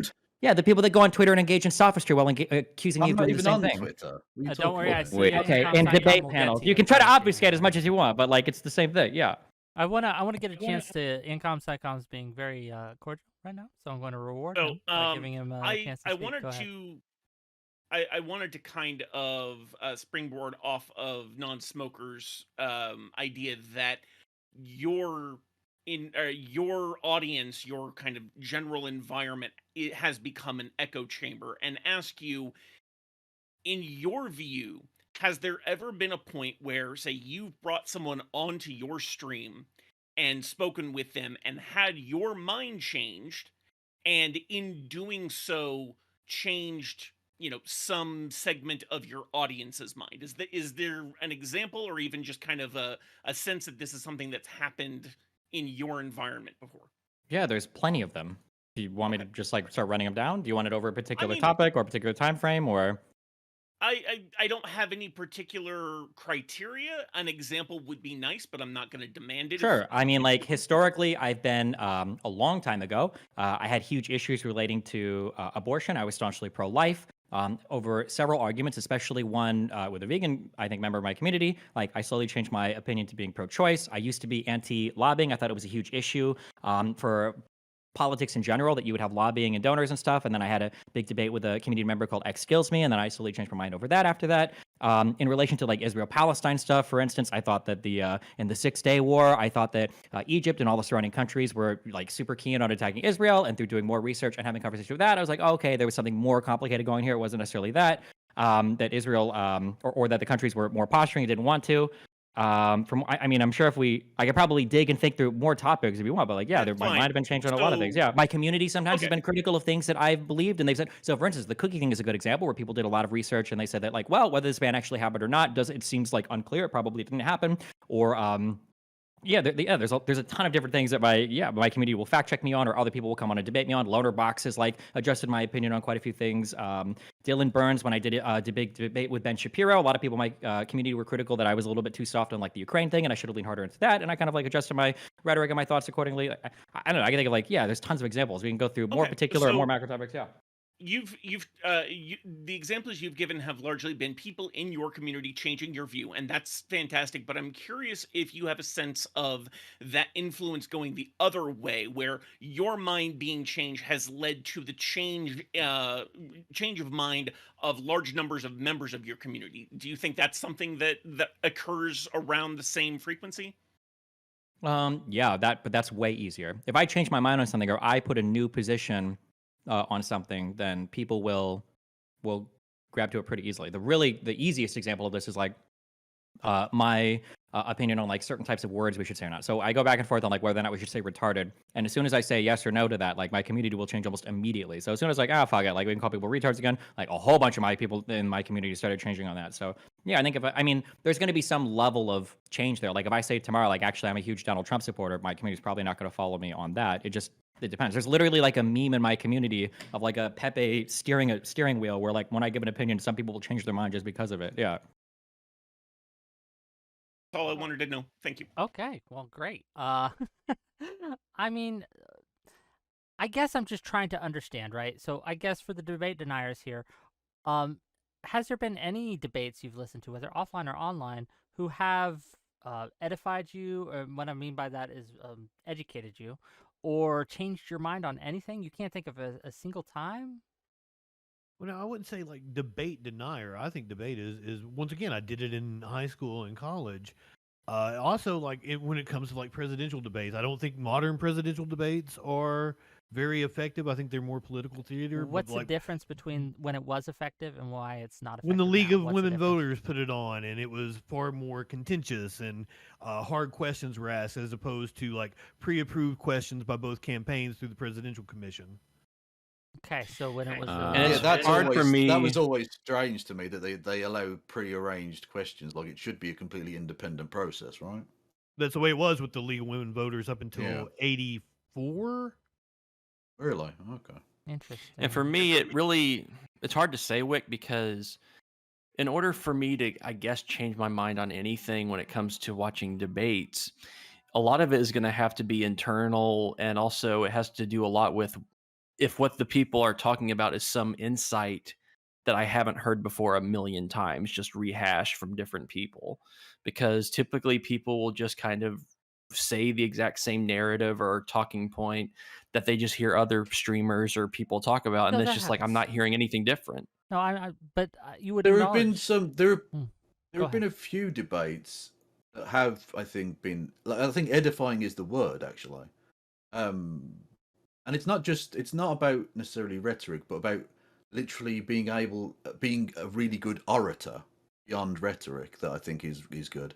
I think there's a it's very old now, but a James Baldwin versus what's his name? William F. Buckley Jr. William Buckley, yes, at Oxford University, which I think is an excellent debate, which I think everyone should go and watch for oratory and putting together arguments and stuff, because I think they both do a very good job. So I like that kind of thing. I just think there is a qualitative difference between something impressive and worthwhile and that, and then whatever this space is, you know. The difference between that, I just want to say that James Baldwin and William F. Buckley Jr., I think what makes that a little bit different and a little bit more clean and a little bit more well-lettered is the fact that they were both well-researched, well-lettered people. And James Baldwin was addressing a really critical issue at that time, which was during the Civil Rights era, and how African Americans weren't being treated fairly and how we have to see them in a different light. And he brought in insights that were very poetic. And you don't think that can happen in this space? And ironically, given that I'm just could. I'm interrupting now to say this, but the fact that they weren't interrupting each other, they were given 10 minutes to speak and then a wrap up and all of that. That, I think, that more formal structure leads to something, Non-smoker like you was said, trying more to- edifying. It won't Yeah. necessarily convince more people, but I think it's more edifying for me. Okay, yeah, look, so I mean I always hated debates. I always hated engaging in debates. I always hated watching debates. In fact, the only reason I do it is because I kind of have like a side interest in getting into broadcasting. And the lowest barrier to entry is like Twitch streaming. And the best way to get viewers on Twitch is to debate. That's really the only reason I engage in it. I think it's a total fucking stupid waste of time. That said, some debaters and some of that content, I find entertaining. And I guess it's maybe persuaded me to do more research. But I don't think any debater has ever made, like, at least online, has made a really good case where I was like, wow, I got to really think this, like, major issue. Most of it is, like, retard level, like, blood sports for the internet, It's clout chasing, it's silliness, it's stupid, it's dumb. I mean, that's the way I've always felt about it. To be clear, the majority of you guys that are saying you'll never have your mind changed by a debate is because you're incapable of considering an opinion that's not your own. So when you say, like, I've watched some debates and they're really good, it's because you probably watch people that you already agreed with. So of no, course, that's like, nothing's going not to true. change your mind on a particular thing because you're not looking No, to I've have your because mind I've changed, which changed is the my biggest problem for us. positions. No, that's bullshit. I've changed my positions multiple times in my life on various issues. You and I are actually the same age. I've gone through a bunch of different political changes, rethought things, done, reading and research. It's not about I'll never have my position changed on something. It's just it's hard for me to have my position changed on something by two people who are having, like, a dunk fest. That's really retarded. Yeah, but like, your opinion doesn't change overnight. You see a thing, you have a doubt, and then it happens over time. Just like a single book, a single class, a single whatever doesn't change your opinion. Like, you hear something and then it, sows the seeds, and then over time you might move in a certain direction. Like, that's generally how people change their minds. Yeah, It just hasn't happened. Hold on, It hasn't happened with online debates, is what I'm saying. I haven't been motivated or compelled to change my view based on online debates. Even from the initial, arguments made in debates. I mean, I've only been in this space and really engaged with this content for like a year or two. And in that time, my positions haven't changed a great deal. And I was just going to say, Destiny, that I actually will look more into things, but it really depends on if I'm hearing something from a person, if it's an expert or not, if they're giving me an insight that I've never even heard before, or something that seems like an angle that seems like I've never read or heard from any other area. So it really just depends on what is being discussed. And if I'm just hearing the same few ideas repeated over and over again, it's not going to make me want to look into it because I've heard it all before. I know Justin wanted to speak, so I'm going to get to him. And then at the top of the hour, gang, I'm going to read these super chats, right, so that people can give me money, and then we'll continue on with the discussion. Go ahead, Justin. It's weird that Destiny throws out a lot of accusations and, like, ascribes position to us, and then, like, tries to make us defend against his accusations. I think that's a dirty rhetorical tactic he's employing. Nice, good contribution. Do you want to respond to that, Destiny, or? But there's, like, nothing. There hasn't been anything of substance to respond to yet. Sure, fair enough. Okay, I mean, can I just say something on that? He also is not caring enough about the debate that he's, like, eating spaghetti off to the side. This is wild. I was eating burgers, and I care about the debate, so it's okay to eat, right? Maybe he didn't eat earlier.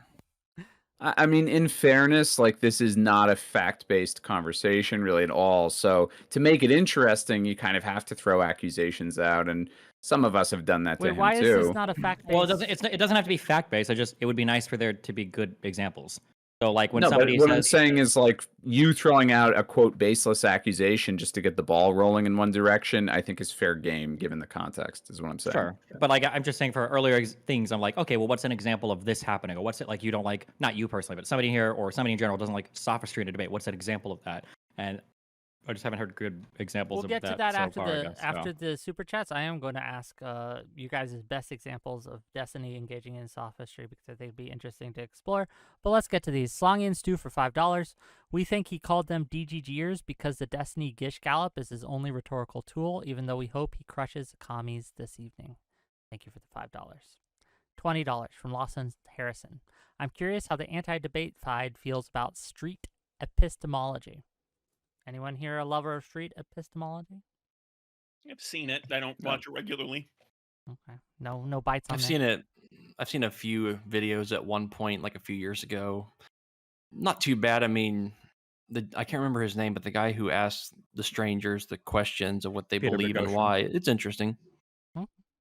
$10 from C Goach 87. Sorry if I got your name wrong. Kevin Logan, what makes you a more ethical online debater than Destiny? Are you? And this is to non-smoker. What do you think can be done to prepare kids to actively participate in their local, state, and national politics? So Kevin Logan first and non-smoker. I go into it for my own entertainment. Hopefully other people are entertained. I'm not really trying to necessarily change minds. I don't see this as part of my activism particularly. Whether that makes me more or less moral as a debater, I don't fucking know. That's but at least I'm being honest about what I am. Sure. And non-smoker, what do you think can be done to prepare kids to actively participate in their local, state, and national politics? Concise, please. I mean, that's a great question. You know, I wish I had the fucking answer for that, right? Like, who doesn't? I mean, speak to the issues that matter to young people. You know, I know it's very general, but like, I can say this, you know, even if you try to do that, I mean, almost all of my students love Trump, and it's based on nothing other than the fact that they think he's funny. You know, it's like they're teenagers. You know what I mean? They're fucking, in some ways, brainless. And you try to inform them, and you try to get them to understand, you know, their economic reality and all that kind of stuff, social reality, and you know. But I'm also limited into how I can try to persuade them one way or another. So you know what I do? Actually, even though I don't vote myself, criticize me for that all you want, I get them all registered. So you know, at least they have the option. Yeah, I was going to ask what age do you teach? It varies. Like the youngest I have is 14, and the oldest I have is 18. So it's an alternative school, so it's all different ages. Let me get through the rest of these. $10 from Psychonaut. I think debate is less about changing someone's mind and more about exposing them to another point of view. Without debates, how will one side ever find out about the other side's point of view? Thank you for the $10. $5 from Turtle Emergency. The debates don't matter, guys. Should live their values and would have logged off after opening remarks if they were serious. Missed opportunity. Thank you for $5. But no, you guys should stick around. Can I just respond to that? That's silly. Just because we don't think it's necessarily as politically efficacious doesn't mean it's not personally entertaining or whatever. Like it's or we like clout and money. Yeah. I don't debate. Like this is like one of the few panels I've ever done.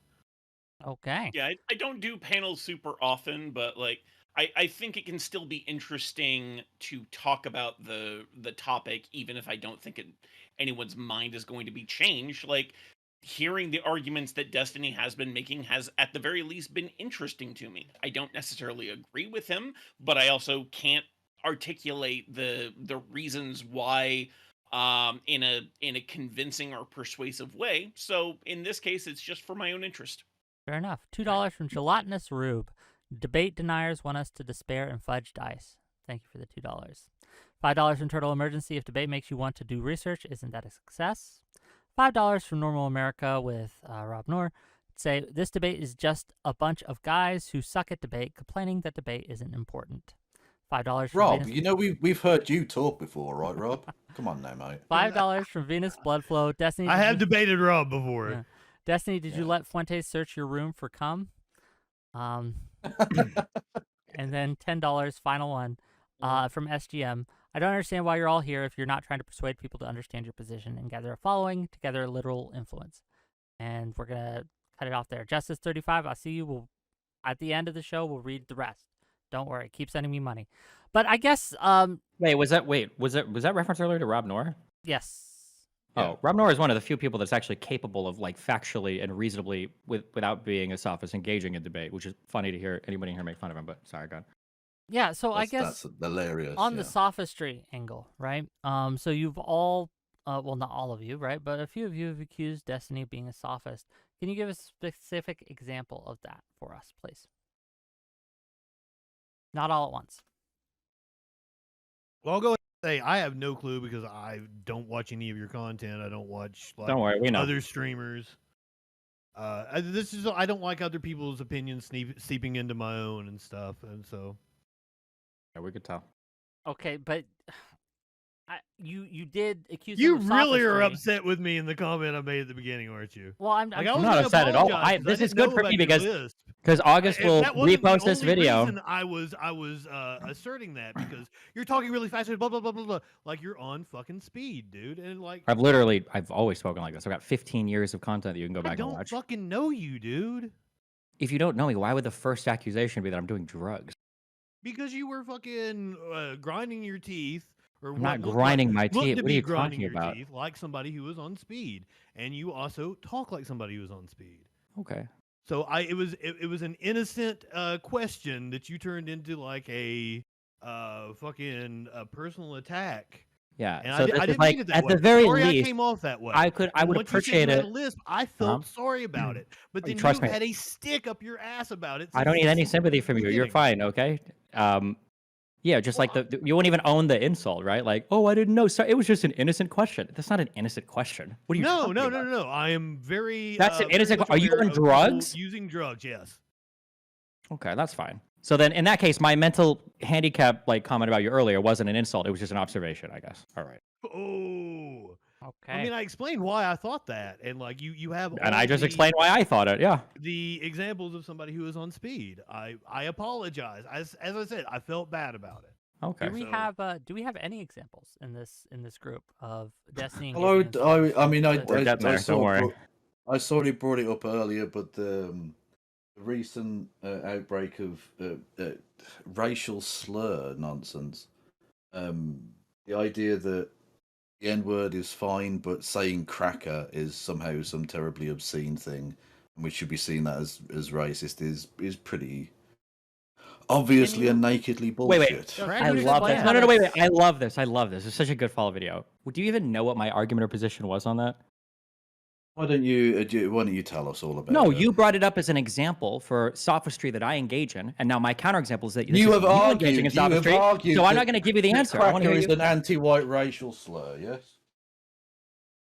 Are you asking me or are you telling me? I'm telling you. Clarification. No, he already declared that this was a sophist thing that I engaged in. So if I've engaged in sophistry, you shouldn't need clarification. You've already made the declaration of what it is. So I just want to hear how it was sophistry. You've argued that the word cracker is racist. Yes. Don't ask me. Just tell me my position. What did I say that you believe was motherfucker? What did I believe that was sophist? So pathetic.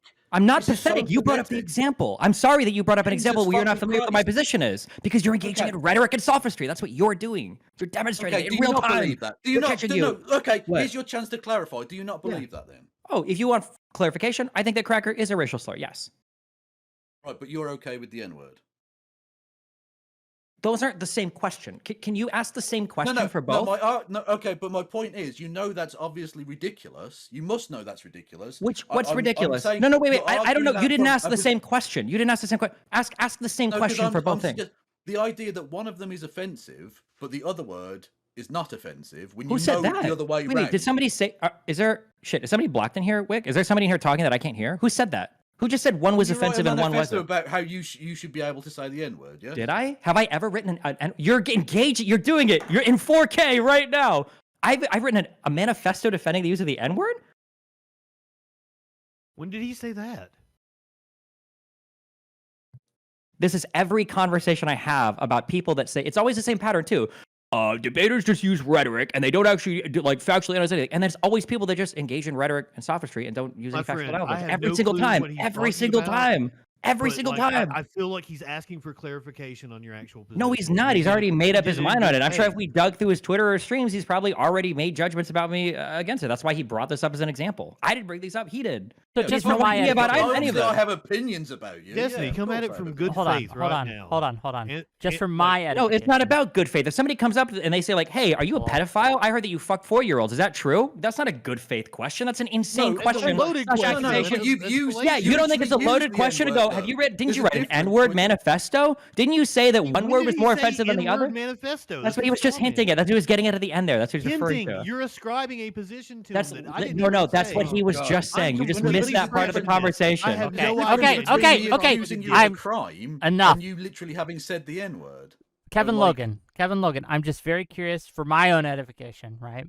What about the argument, regardless of what you think he said or not, right? Regardless of what he actually said or not, to you, what about that argument that he makes is sophistry? Like, why is it sophistry? Educate me, please. I'm going to say he's not so stupid as to not understand the social use of either or both of those words. He argues, I think, in bad faith, in a sophist way, that cracker is offensive, and you shouldn't be able to use that or whatever on that whole fucking Twitch thing that happened a million years ago now.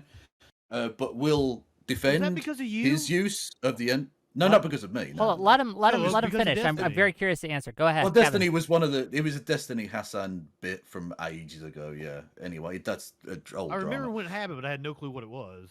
Yeah. Don't worry, Kevin doesn't either. Apparently. No, the use of the N word is apparently just fucking super fine and dandy. So And you must you're- know that the other way around is basically true because no white person has ever actually been offended. So by if I'm cracker. hearing it That's right, and ridiculous. please correct me if I'm wrong. Correct me if I'm Yeah. misconstruing it, please. This is just what I heard, so you can correct me if I'm wrong. You're here.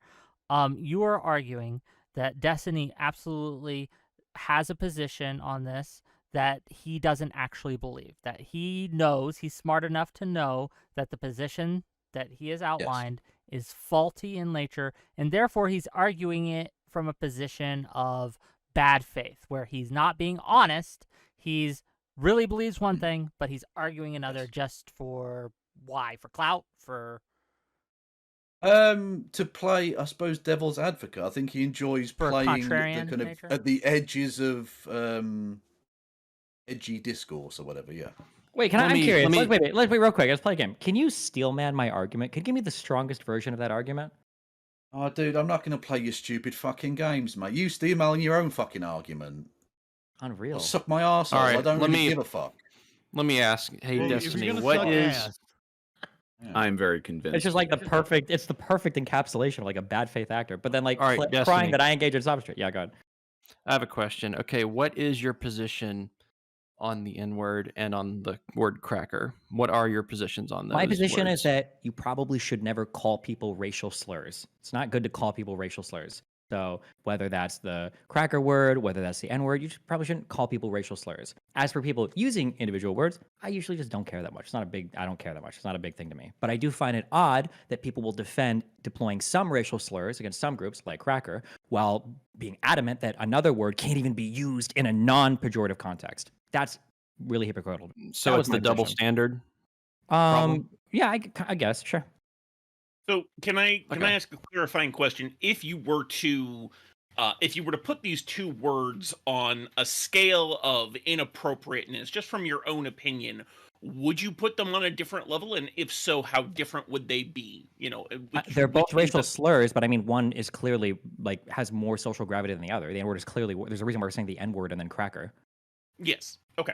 So in that case, your argument a moment ago seemed to be that the thing that bothered you about it was the fact that one of these is allowed to be used while the other is, so taboo as to be completely, completely non-usable, and it had to do with the specific communities against which they were being used. So like the fact that it was acceptable to say slurs against white people is a problem when you're comparing it to the fact that it's pretty much universally recognized that people can't say slurs against the black community. That was Yeah, I kind don't of think you should your- defend racial slurs against some groups of people. I think that's insane.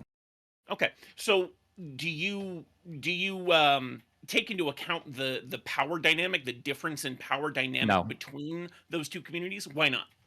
Because I don't think it's relevant for a racial slur.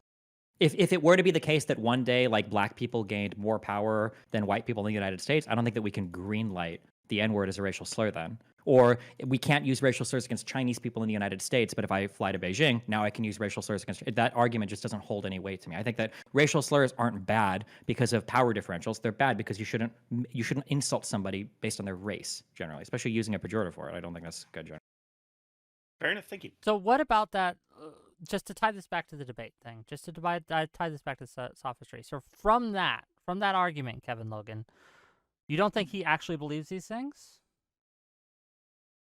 Like I say, I think he wants to be an edgy boy, and he wants to get away with saying the N-word, I guess. Yeah. How am I the just edgy wanna one be tied down to that. when other people are defending using racial slurs against white people? How does that make me the edgy one? You're the you're the one that literally says the N-word knowing that people will be offended by it. Yeah, but that's not you understand you didn't respond to my question at No, all. no, there. but that's just, how like, you're being completely- an edgy boy. Like your use of the R word as well. Yeah, but which that's not again, related to no this people will be argument at all. offended by. If you want to argue that I'm edgy, that's a separate conversation. I am edgy, No, obviously. no. But you're claiming that Well, you're edginess not is the edgy, source of my you're argument fucking here. idiotic. That's not my source of my argument. I just gave you a completely and totally coherent, absolutely Well, no, understandable you argument said for. No. You just argued that context basically doesn't matter. I gave you. Hold on. I said the in China that would be used here, which obviously is the case. Of course, it would. Wait, Context what? matters Hold on. I enormously. just said the context is whether you're using it as a slur or not. That's the important part, not where you're using it or who you're using it against, although that could vary depending on the thing.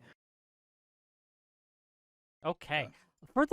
So to kind of get us back on track a little bit to talk about debate and persuasion and things like that. So No, wait, don't go back on track. Make him concede or make him acknowledge that my argument is completely and totally consistent and coherent. There's no part of this that is bad faith or stemming from being edgy, or like make him at least acknowledge that he has no idea what he's talking about. One, he didn't know my position initially, and two, he has no attack against my position. My position is fully coherent, and it's the more empathetic one, and it's the less edgy one. You know no one's offended by cracker. It doesn't have to. Hold on, and I can be in certain. It actually matters. And I can be in communities where people aren't offended if I say the N-word. Does that make it okay to you? No, because you know some people will, and you haven't checked with all. Oh, those hold on, people wait. So if I can anyway. show you some people are offended by the word cracker, which they were on LSF, and which people do get when Hassan defends it, or other lefties defending against white people, would that make it not okay? Is your rule that you can't use a slur if some people are offended by it? Pretend. Kids will pretend to be offended by cracker, but no one's offended by cracker. Oh, I'm sorry. No So one. now you're mind reading. So you think that like a black kid in the hood is mad when a guy on a video game says the N-word, but white people aren't mad when Hassan says we can use racial slurs against white people? That's you can mind read that. Can you do anything without mentioning Hassan, or is it just you just? We can say lefties in general. We can say Kevin you. We can say is your position literally just if Hassan believes a thing, I believe the other thing? Was that the justification that I gave earlier for my position? No, I'm asking you a question now. I've moved on from that because I fully justify my position without ever invoking Hassan. I could do it again if you need me to. You probably shouldn't justify using racial slurs against people. If you want to use a word that is seen as a slur, but you're not using it against somebody or like as a slur, whatever, you're probably fair to do it. I don't care that much. That's my position. Notice how I was able to do that without invoking Hassan or any other person at all, or referring to an N-word manifesto or anything. I don't think we're gonna get I don't think we're gonna get a concession here. Of course not, because he's a sophist. He's out of logic. He's got random pivots and ad-homs, and that's it. I'm not a sophist. You're a so sophist. I think in the interest of the discussion, that's fine. We should let that is on record. People can go back and watch about, and I hope you do, right, and see what happened there and make your own decisions, right. And I want to get back on topic just a little bit and ask just like, if not debate, right, if not people having discussions with each other and testing their ideas with each other, what do you think is persuasive in a meaningful way, right? So if not debate, then how should we convince the people around us who do not believe like us to adopt our values? What is the best way forward here? I want to start with Ancom, and I want to hear from all of you. Go ahead. So personally, as someone whose political view is pretty minority, the best way I've found is just through conversation and relationship. Actually taking time to get to know a person, to to try to understand who a person is, build that relationship, and over time, as you share ideas, hopefully the most effective way. Whether or not it's the fastest, obviously not, because it requires a lot of one-on-one time to make that happen. But that's not necessarily what was being asked here. Okay, what do you think, Kevin Logan? Debates, you said largely not persuasive. What is?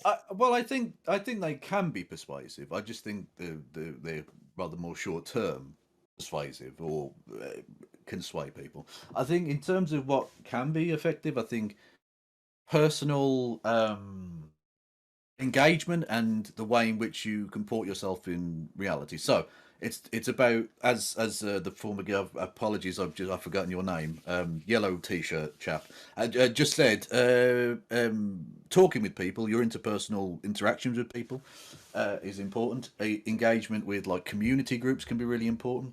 Being politically engaged in other ways beyond just necessarily trying to convince somebody of your ideas, organizing on the ground, being involved in whatever. I mean, it depends exactly what your causes are, what you want to achieve with it. Yeah, your personal conduct, I think, is really important, and engaging in larger movements. Touching grass, basically. Touching grass, basically. Non-smoker, what do you think? Yeah, I mean, I think persuasion. Well, I mean, I think most people are motivated, at least politically, primarily by like lived experience. And so I would say then the most effective way of turning people's lived experience and thus motivations politically into like discrete, coherent positions would be education. And then I would say there's probably like a hierarchy there, and at the very fucking bottom is online debate shit. I think it's like totally fucking useless. You think online debate shit is less persuasive than, say, protests or something like that, yeah? Yeah, significantly less, I would say. Fair enough. Origin, what do you think? What was the question again? I need you to repeat it. If not debates, what is the path towards persuading those around you and convincing them to adopt your belief systems? Well, I would say the best way to go about that is just to have normal conversations. You can be in Discord, Twitter, like even if you're like if you know people personally, you talk with them in personal settings. Just be very. I would say that we need to be a little bit more considerate in how we approach these issues, and we need to be willing to understand each other. But if we need to lay bare what our expertise is in these areas. If we don't know a lot about a given subject, if we haven't researched it, and if we have no education on the subject, we should lay that out beforehand and try to be as honest as we can about our level of expertise, because that's the biggest issue I see with these online debates, is that when we have just so many laymen coming in here pretending like they know so much that they don't possibly really know, influencing big masses of people, that's the biggest issue. So I would say just try to be upfront with your level of expertise and try not to talk on issues that you're not aware of, and just be honest about it like that. Okay. And last but certainly not least, Justin. I don't think you can ration somebody out of a position they didn't come to rationally to begin with. And most people aren't rational. So I employ mockery, like calling right-wingers morons. So mock them is more persuasive in your opinion. Relentlessly. Mocking people relentlessly is more persuasive. Yes. So the problem that's what online debating is, a lot of it, you know? Like, I think that's actually what makes it ineffective, is people just making fun of each other. You want to respond to that or no? Well, I mean, Me? like, No. So after I graduated, I thought I could, have cordial debate with people and make rational arguments. And then you just get called a libtard or a wokerd or whatever, a democrat or whatever the fuck the right wants to say. So I just ended up mocking people because there's no reason to engage with people who don't want to engage in good faith anyway. Noted. Any thoughts on this, Destiny? I have some thoughts, but I'll let Destiny go. He's our guest, so. Yeah, I feel like different people change their mind in different ways on different topics. So, for instance, if you got a guy and you want him to be accepting of gay people, sometimes having a friend who's gay that you do other things with makes him more warm to it. Like, he might have a friend, he goes bowling with him, he finds that he's gay, or you might have a child, he finds that he's gay. Sometimes it helps to, humanize people to these individuals. Now, other times it can have the exact opposite effect, but having people close to you in your personal life that exhibit a bunch of characteristics you like, and then one or two that you're poised against, can make you warmer towards those other things. That's why liberals tend to be less racist than conservatives, not because they're better people, but just because we tend to be socialized in cities around other types of people, so you just have warmer feelings about them. Other people, I mean, if you engage in a lot of online spaces and that's the type of content you enjoy watching, you're probably more likely to have your mind changed by an online debater than you are a protester. If you're somebody that engages in like mutual aid or community-driven groups, you're probably more likely to have your mind changed at a meeting of, like community people rather than seeing a YouTube video or a video essay. Some people watch a lot of long-form video content on YouTube. They might see a ContraPoints video or a 2-hour persuasive argument on, somebody's YouTube channel. They might have their mind persuaded that way. I think everybody's persuaded in different ways. It just depends on the arenas you inhabit and the types of topic you're trying to change somebody's mind on. Okay. Any thoughts on that before I give my piece? If you guys want to respond to that, feel free. Yeah, I don't think that's really all that dissimilar to what I was saying about like lived experience being like the biggest determining factor in how people reach conclusions about things. I guess my pushback on that would be the people who are most persuaded by online debate shit are people with not a whole lot of lived experience because they're like online all day, and that's why their perspective is easily shifted by things they see on the internet, especially like dunking and debate bullshit. And if those people go out into the real world and have real experiences, those will motivate them way more than anything they learn about online. I'm not saying you're doing this, but one worry for that is I feel like people will say that people learn well from lived experiences as long as they learn the things that you want them to learn. I'm not using you in this specific general sense. For instance, there's a lot of people in, say, Sweden that are developing really negative opinions about people that immigrated to the country after the 2013, after the Syrian refugee crisis, because of how immigrants, function in southern Sweden. There are people that get robbed by a person of a certain skin color, or a woman who will get assaulted by a man, who will develop negative opinions about a whole group of people. I think that we can make the argument that somebody online who has their mind changed by a debate can just as easily have their mind changed by another debate, but people in real life that have their mind changed by a real life experience can also just as easily have their mind changed by another real life experience. So everything has its place, but everything has its limits as well. Totally. I think that's why the most effective means of turning lived experience into like coherent positions is education. Way more than online debate for sure. I mean, like using your example. So like you're in Sweden, you're seeing this big influx of immigrants. So you go online and you watch like a Fuentes stream or something, and then suddenly you're like a mega racist, right? Versus like someone who maybe they have these experience with immigrants and then they go to school and they learn about, the causes for the refugee crisis and so on and so forth and ways of resolving it. And they come out with a totally different position on the matter. Yeah, they might. And then they might go online and see a video of a guy in like New York who advocated for more, immigrant integration, gets stabbed to death by, a black dude, and then their whole life is destroyed. I agree that like education can be a way to change people's views, but that's like it's a very high level thing that not most people are going to go by like what is most visceral to them. So seeing like dramatic videos, hearing like big debates, like having big personal experiences, having somebody close in their life. Like I think depending on your proximity to these things, these are going to be the things that change your mind the most, and it can be for the better or for the worse. Kevin was trying to get in there. I wanted to make sure. No, I forgot what I was going to say. No, it doesn't really matter. Not a good remember either, huh? Okay, fair enough. Fair enough. Shout out to the guy who's come on Destiny stream earlier. I guess for my opinion, if I may interject, I know Origin hates it when I interject my opinion, but I'm going to anyway. I think that these are tools, debates specifically, that should be used hand in hand with other tools, right? So when I talk to people online, when I have these panels, I'm not usually doing it with the goal of convincing the person I'm talking to. I recognize that there are a lot of reasons why they're disincentivized to change their mind on this. There's a lot of things that go on in this space that kind of lock us in, audience capture, all these things. However, one of the things that I have noticed is that by interacting with another audience on these, often my arguments can plant seeds in the hearts of those who are listening, whether they be seeds for good or ill. This is a power, it's like any other tool. It could be used for good or evil, right? And their lived experiences and their other interactions that they have can water that seed and help it grow. And so while we may not see this sprout to fruition in a month or two, we may see it happen in a year or 3. There are times in my life I can think back to, right, where I was arguing with someone, was I debating with someone, not necessarily online, but there's some that happened online as well, where at the time I was unconvinced. But then my lived experiences helped me to kind of put into context those arguments which I remembered and change my mind on things. A good example of this, the Second Amendment. I used to be very much, I thought it was outdated. I thought it was something we should get rid of. I thought it was leading to too many bad outcomes. I was like very anti-Second Amendment.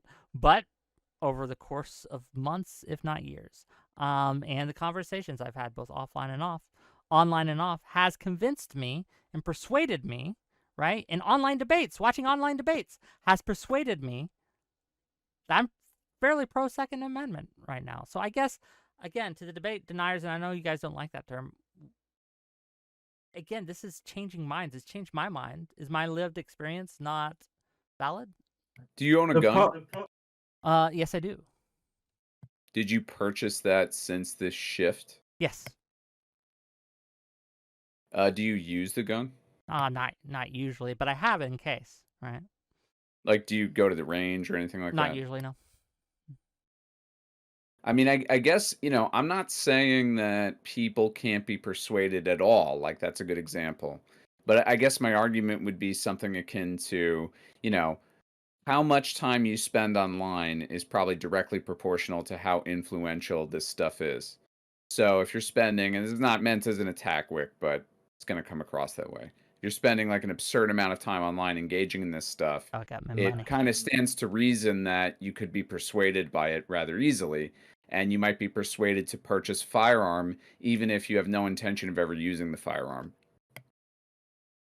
Well, this is. I remembered the point I was going to make, actually. Part of the danger, I think, of.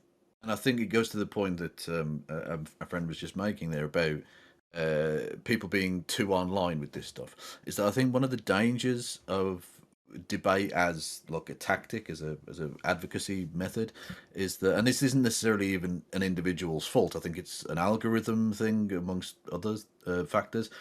I think actually political change often seems to be people becoming more extreme, going into more niche politics that they might not have otherwise, because of the why online milieu being pretty toxic, unfortunately. Or even like, well, this happens in real life too. Look at how many people are protesting the Israel-Palestine stuff who know nothing about the conflict, who say from river to sea, Palestine shall be free without knowing what river to sea they're talking about. Like these happen in real life areas, not online. No, it's not just ignorance. It's people becoming extreme, and that's extreme. That's an extreme point of view as well. Yeah, no, how many people support hived, Hamas, or how many people deny like Israel's right to exist. All right, chill the fuck out, dude.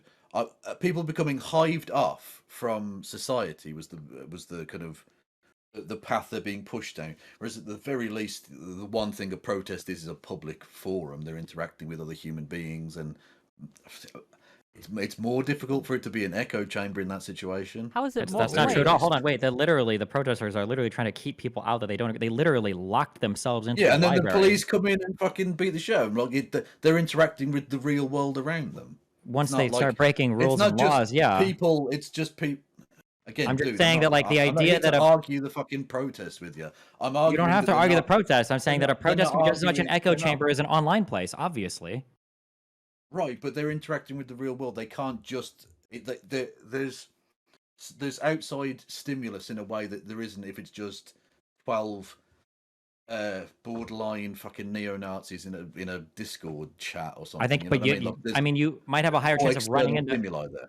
You might have a chance of running into other people, but there's also way more social pressure you can apply to get people to believe in just your thing as well in real life. Yeah, I mean, social pressure is one thing, but I mean, we're talking about like. I mean, Nazis grooming people, basically.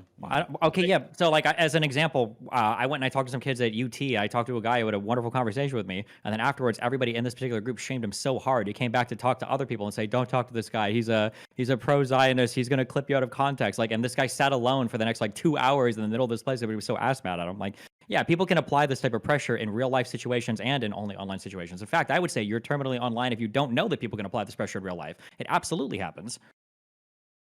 I think the point here is that it is a lot easier to insulate yourself within online communities than it is within real life communities. Because even in the example you gave, if that group of people was more or less exclusively online rather than having been congregated in a particular place, that conversation between you and the other guy likely would never have happened. So the fact that he was even exposed to the ideas that you had, yes, the social pressure obviously had an impact, but the fact that he was even exposed to those ideas is, I think, an argument to say that internet spaces are far more isolated, generally speaking, than real life environments. I mean, that can go either way, though. You can say that in an online environment, somebody could have a conversation like that and nobody else would even know, so they wouldn't be able to apply that social pressure. So they do have the freedom to explore more things without being harshly judged for it or pushed into a certain echo chamber. I think in this context, I think the issue is the people who are more online, who focus in on these issues, are probably going to be a lot more insular, closed-minded, and are just going to be very zealous when it comes to why? If they see someone. What?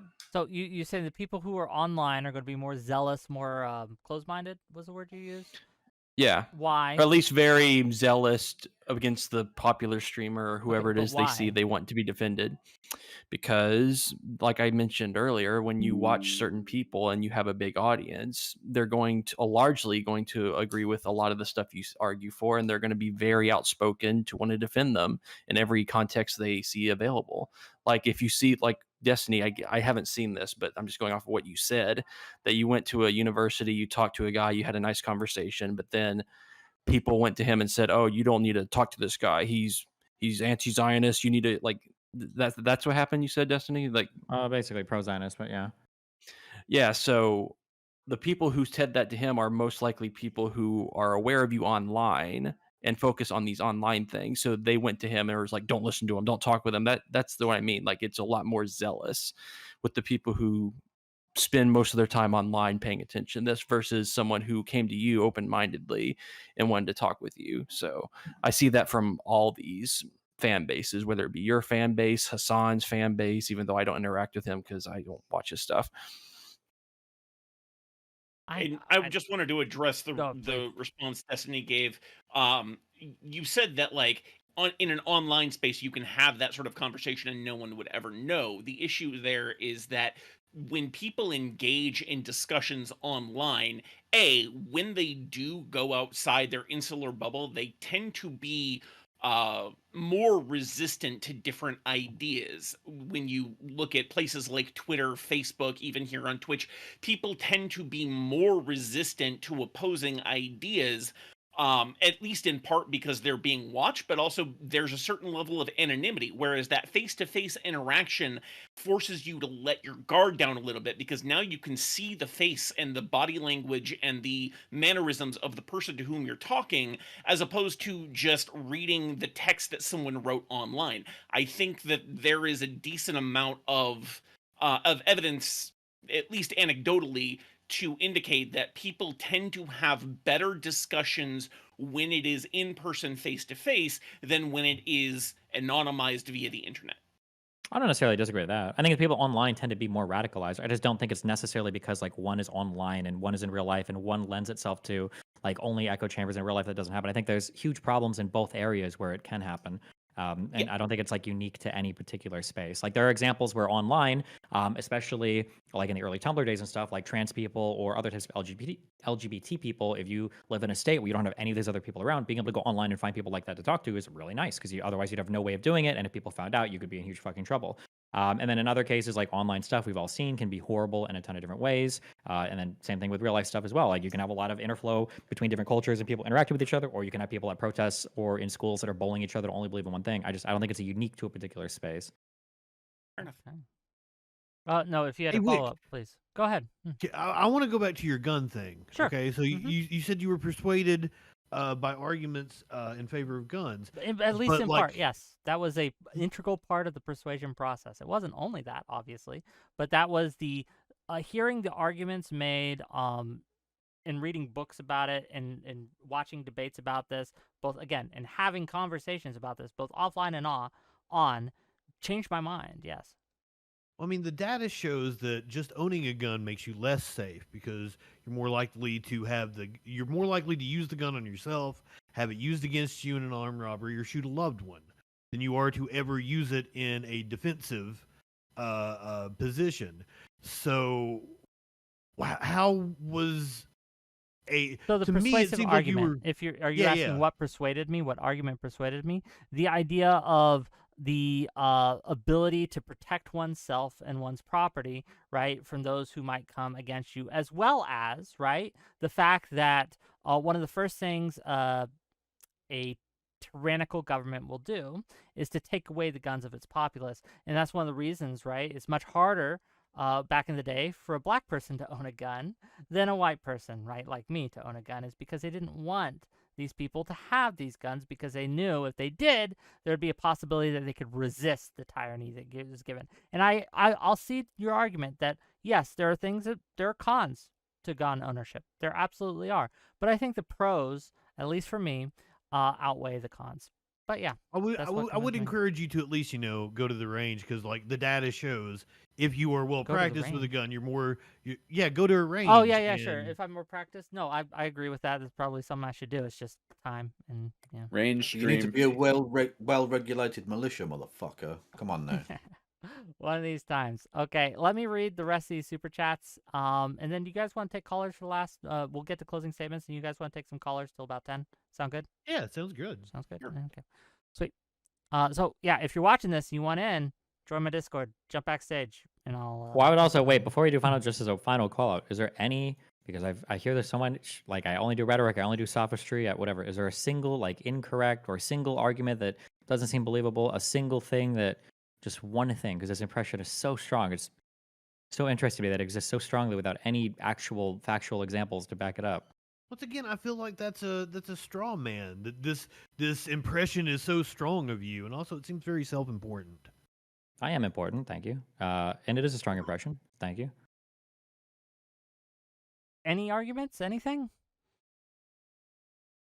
I mean, I don't think every argument Destiny makes is sophistry. It wasn't even my statement, but I just feel like nobody's responding to it, so I should say something. But yeah, I mean, I think Destiny does research and all that kind of stuff and whatever. I just think it's the style of debate and discussion that it's not even so much the sophistry. It just gets into like insults and bullshit. And, I understand that that's entertaining. Like there are times where that's very entertaining and whatever. But I just don't think it's very useful in persuading like most importantly, maybe normal ass fucking people. It's funny for us like online people to watch and giggle about and whatever, including me, but I don't think it's persuasive at all and, whatever. But in terms of like fallacious arguments and all that, and not having enough information and I don't know. I mean, I think everybody who engages in debates has probably made fallacious arguments, used rhetoric, not had enough data to back up their points, all that shit. Absolutely. Okay, let me get through these super chats, so we'll get to closings. Because again, unless someone has an answer for Destiny's question here, I don't know where else to go from here. Okay, $10 from Justice35. How can Kevin Logan attack Destiny, but not give any fact of the matter knowledge on Israel-Palestine, or does he just repeat lefty talking points? Yeah, I just repeat lefty talking Thank you points. for the Move $10. on. Well, I'll chime in and I'll say that like Destiny made a comment about like all the rockets coming from Hamas, but like the number of rockets coming from Israel, the number of attacks on Gaza from Israel far outnumber the supposed rockets coming from Hamas.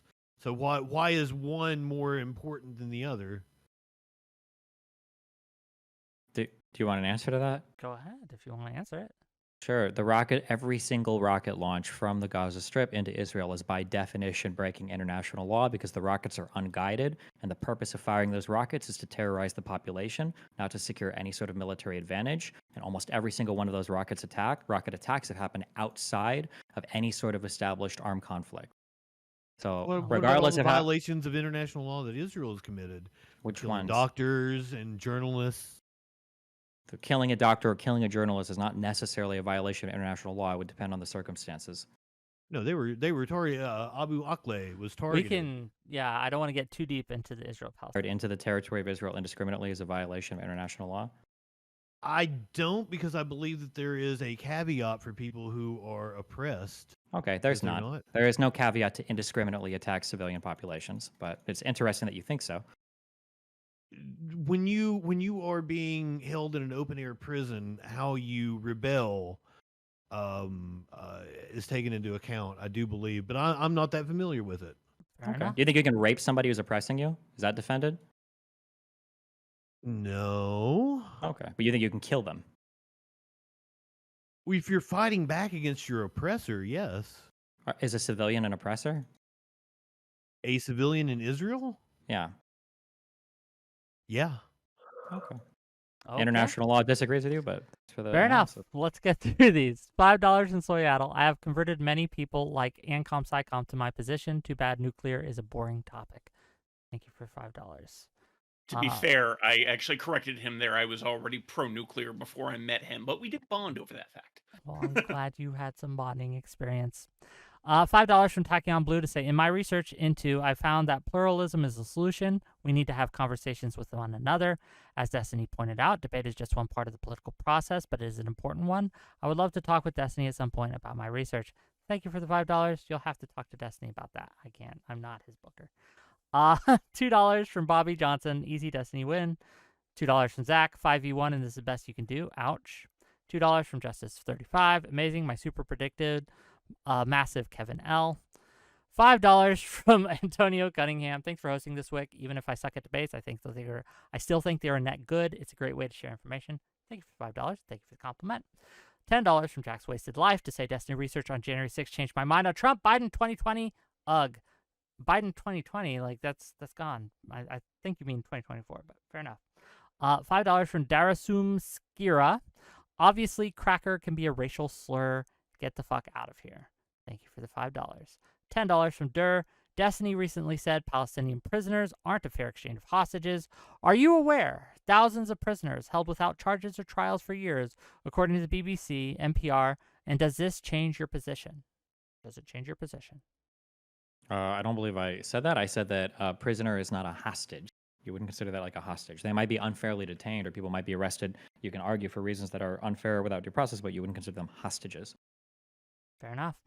$50 from Lawson Harrison. I think the forming relationships was a good point. What are the panelists' thoughts on Daryl Davis? Any thoughts? That's the guy that converts KKK members, yep, goes right? in and befriends them and persuades them, allegedly at least. I feel that it shouldn't be his responsibility to have to do that, and that we as a society should have long since nipped it in the bud. Okay. Like, nipped it in the bud. How? That's not for me. Like, it's weird that he has to go and convert white supremacists. You know, I mean, it's weird that we have soup kitchens for homeless people, but that's not really answering the question of should soup kitchens or Daryl Davis exist, or were they doing good? I mean, clearly he's doing good, but like, he shouldn't have to be in that position. People in a minority group shouldn't have to defend themselves and fight for representation. You should write a letter to him. I bet he'd be in tears that you're taking so much pity on him. Thank you. Okay. Once again, that's another straw man. Like, you are ascribing things to people. No one's ascribing. You asked, like, is somebody doing a good thing, or do we swear this is like, well, he shouldn't have to. This poor black man, he shouldn't have to do this. Like, but it's not the question. Nobody cares. I just think if Daryl Davis was an online debater, he wouldn't convert anybody to do anything. Maybe not. $2 from DJ Addy Pupils. Wick, tell Destiny I said hi. $5 from Lost in the Sea. Kevin's name fits well. And $2 from Jack Wasted Life. I meant Biden 2024. I know that, buddy. Thank you. Gang, we're going to give each of these lovely individuals. And first of all, I want to thank all of you for being willing to come on. There are a lot of people I invited on this who just didn't have the stones to come on and, actually confront Destiny on his takes. They were content to talk shit from the sidelines, the peanut gallery, if you will. So each and every one of you who are willing to come on is a cut above, in my opinion. So thank you for being here. I want to give each of you concise, please, because we got a lot of callers backstage. I want to get to as many as we can. Concise closing statements. Tell people where they can find you. We're going to start with Incom, and we're going to end with Destiny. Incom, go ahead. You can find me on Twitter, Blue Sky, all the various social medias at IncomPsycom. That's about it. Oh, no closing statement? Fair enough. Let's go. Kevin Logan, thoughts? Firstly, is it okay if I dip out before the calls? Because it is like nearly 3 in the morning. And I am very tired. Go ahead. Okay, yeah. You're not in this isn't an open air prison, okay? Right. No, but I don't want to be rude and just like sure. drop out or something. That'd be awful. Final thoughts. Yeah. I don't think debate is particularly it's online debate anyway is particularly efficacious. It's a part of a much larger political discussion, but so is people talking in a pub or whatever. I don't think it's particularly effective. It's largely entertainment. I think the term kayfabe from wrestling springs to mind. It's just entertainment for the most part, and people who have a financial vested interest in telling you how efficacious it is, telling you how efficacious it is, should be side-eyed, frankly. But anyway, that's enough about WHICK. I'm joking. I'm playing. Yeah, and thank you for having me on. You can find me at KFLogan1875 on Twitch or Kevin Logan on YouTube. Much love. Thank you for being here. Really appreciate it. Thank you. Non-smoker, go ahead. We're gonna get Yeah, twitch.tv/non-smoker non_smoker. Yeah, I mean, I think online debates are silly, dumb, and a total waste of time. And with that said, if anyone would like to have an online debate with me at any point, I'd be happy to welcome you to do so. Well, thank you. And gang, check them out. Appreciate you. Origin, what you got?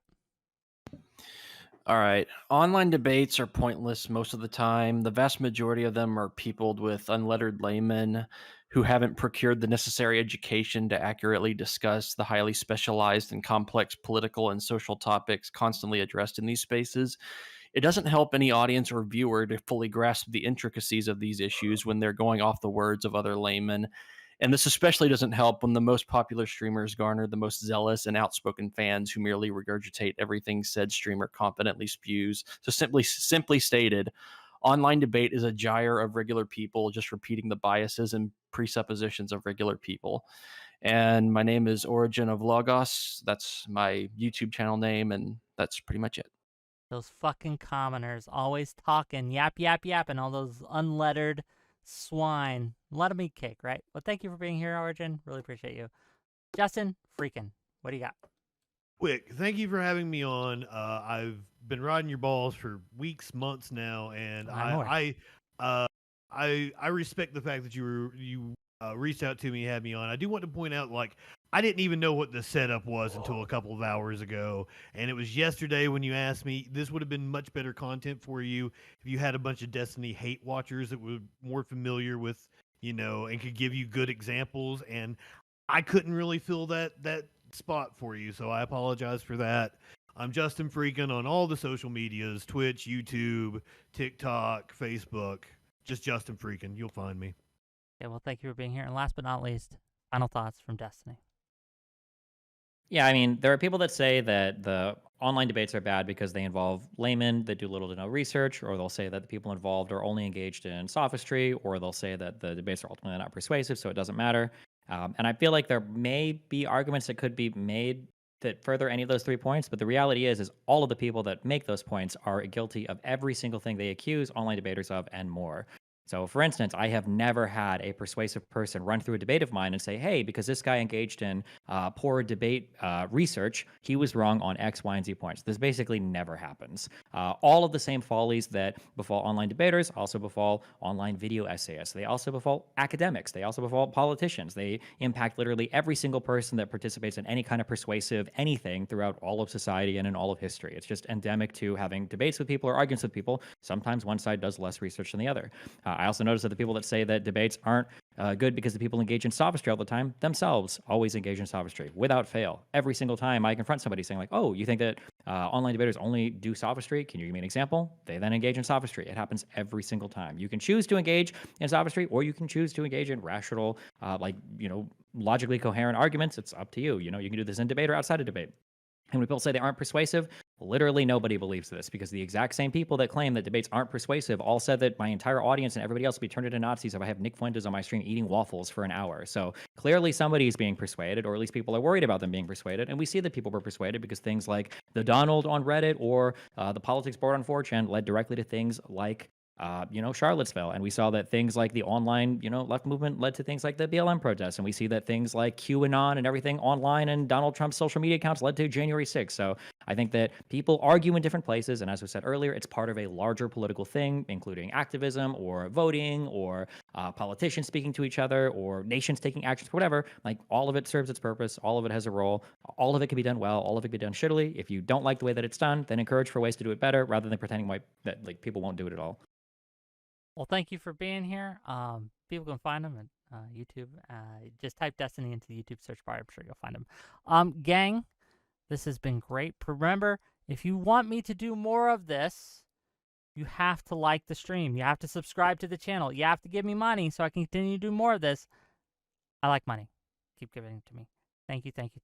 I will say you were a good And I- moderator, Wick. I've enjoyed this. I appreciate On it. that note, I'm gonna I know go you to gotta bed, dip. everybody. If you guys yeah. wouldn't Night, my mind, the friend. rest of you though wouldn't mind staying for night. at least another 10 minutes, I do have a few callers that might be interesting. Right? Absolutely. Okay, let's bring them on. I'll do one at a time, and we'll try to get to as many as we can. We won't take too much time. I want to respect everyone's time here, but I think it would be interesting content, so we're gonna do that. I'll pull in, and I think the order that they arrived. This won't be perfect. Don't yell at me. You're live. What do you got? Oh, Rob wasn't it's me. first. Oh, it's me. I think so. Yeah, go ahead. All right. Let me mute the stream. Hey, what's up, everyone? Okay. Rob here. Rob, how are you? Doing good. Threw in a super chat making fun of all the anti-Destiny people here. I just think most of you aren't that good at debate, and that's what the sour grapes are. But to be serious about it, a couple things, because I know there's a lot of people. I think the whole conversation about this sort of online echo chamber thing sort of misses the mark, because that would be existing with or without the debate community. So let's just take Destiny's community as an example. I'm a right-winger. I go on and debate Destiny, and even though the vast majority of his audience isn't going to agree with me or like my point of view, I have a better chance of talking to his audience than I would someone that doesn't debate people like me, like Hassan. So you have all of these, and I'm sure it exists on the right as well, but the bigger streamers are left-wing streamers that don't want to have any interaction with anyone of skill or talent or expertise that's on the other side of the debate sphere than them. And so the argument that Non-Smoker was making, it was like, well, the problem is that it's sort of touch grass and be out in the real world. Of course, no one should terminally be online, but all of that stuff's even more of a problem in communities that do online stuff but don't debate. When you go back and you look at like the right-wing sphere of the 2014, 2015, when you had the Milo Yiannopoulos or the Sargon of Akkad's, before they were doing debates, it was more of an echo chamber than when they started debating people that actually had views that differed for them.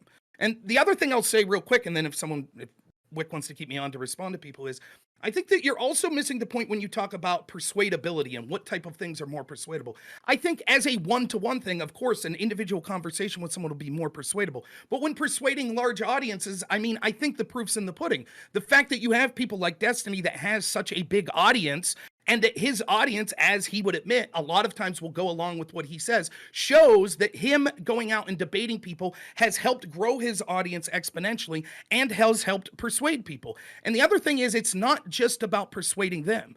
A lot of the criticisms that people are making here about sophistry and thing, I'm sorry, I've debated some of you. You're far worse offenders than the people you claim are debate bros. And it seems like you're just projecting what you believe upon other people. I'm going to have to let them respond. I will, real quick. I'll finish real quick. I promise. I can't speak for Destiny, but I'll say this.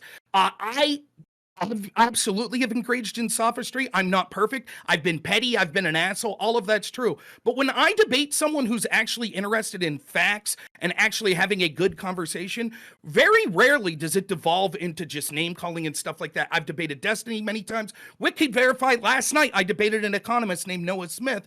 There wasn't like name calling and stuff. It was a substantive conversation. So I think a lot of this is just sour grapes of people projecting their own bullshit onto people like Destiny. And yeah, you're right. When you debate him or you debate me and you come with sophist bullshit, then yeah, we're going to make fun of you and come back with you and reciprocate that same energy. Okay.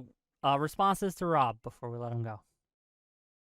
I mean, just on the point he made on my argument in particular, like if he's trying to say that, you know, Hassan's community is stupid, and, you know, they're insular and so they're not persuasive either. I mean, I'm fine saying that too. I think all the online political sphere could be grouped into a lot of the arguments that I made. Yeah. And Rob, I would recommend you be more specific on who you're addressing in here when you said about the people in here talking about sophistry, because the way you framed it is if we were all arguing for that when it was just, I think, Kevin Logan and what was it? What's your name again, Justin? I think it was just you two that were doing that. Yeah. Those are the two I'm talking about. Those are the two I've debated before. Yeah, you should specify that instead of, because the way you framed it was as if it was all of us doing that, which that's another issue when we debate people in these areas and we make broad assertions. Be sure to specify that. I will, but let me say this. Like, I think a lot of this is coming Last off as a thing, little. then we gotta move on. Okay, right? it comes off as a little snowflakey. I mean, come on, there has to be some sort of entertainment value for anyone to want to be educated. And a lot of this is just like kind of pissing in the wind. Like, who gives a shit? Yeah, okay, I didn't say these specific two people. And that's sort of indicative of a lot of these criticisms I've heard of Destiny the whole time. When he asked for specific things that he does that are objectionable, I'm hearing very little. Just because he's someone who could be fired up and be entertaining while at the same time having opinions that he thinks, you know, are correct. He even, like, both me and him and anyone who's worth their salt probably enjoy these debates and we learn from them. And that's the other thing. It's not just about educating an audience, it's about educating myself. And when I get educated more, if I'm able to influence people, well, that influence will be better and more correct if I'm educating myself more. It's just like boxing. Like, you could train on a heavy bag all day, but you're going to learn more from actually engaging in a boxing match. That makes you a better person. The same is true with intellectual debating and sparring. Just one thing before I let you go. I think that to piggyback off that, a lot of the talking points you see in protests, right, and a lot of the talking points that they use on media and television and CNN and stuff, a lot of them are workshopped, right, based on arguments and debates, right? Maybe not online ones, but people testing their ideas against each other, figuring out which talking points are more persuasive, which talking points have less ways to attack them. These things matter just from a training perspective, I guess. But thank you for calling in, Rob. I appreciate it. Thanks, Wick. Yep, fun as always. I just want to address that, like, Go ahead. I couldn't bring any examples of Destiny because I don't know anything about Destiny. I was just invited on here yesterday and was hey, to talk about debate. I didn't know it was specifically supposed to be, you know, bringing receipts on Destiny. I might have done a little different research. You did take shots at him about the cookie thing, right? You I did. That's the only clip I've ever seen of him, really. Okay. So, but I do want to say I do not piss in the wind. I would rather piss in Dan Crenshaw's open eye hole. Give me that eye pussy, Representative. Caller, you're live. Go ahead. What do you got? Make it brief. Hey guys. So I was just kind of like wondering what the point is of this particular conversation if we're going to be having the position that debate doesn't actually do anything, then why debate whether or not debate actually does anything? For the lulz. It's entertainment. Is that really it?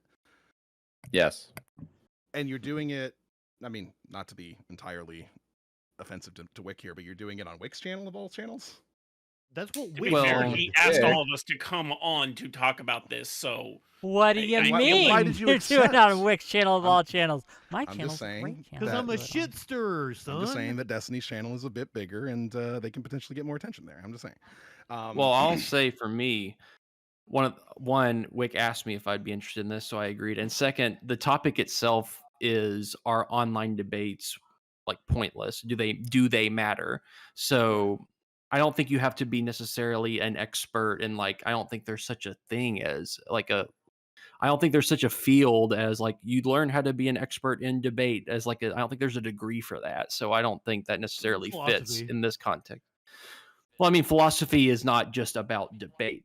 That's like one little area. Like mostly philosophy is broken up in like metaphysics, epistemology, ethics, like ontology, those kind of hardcore in philosophy. Of course, yeah, I agree. It's like one of the main things that philosophy does. They write papers to each other saying you're wrong. Of course, but that's not like the main thing of philosophy. It's not like it's called debate and that's it. Like debate can be anything, so that's why. Okay, well, that's where you learn logic and practical reasoning and stuff.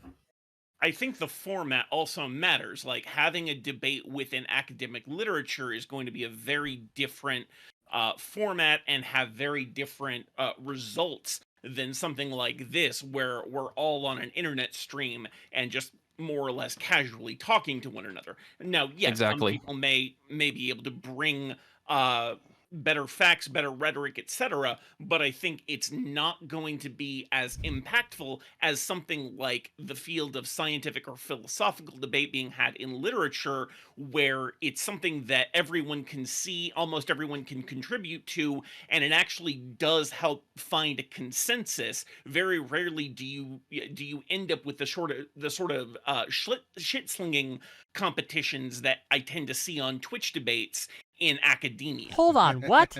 Hold Not- no, not saying they don't happen. stop.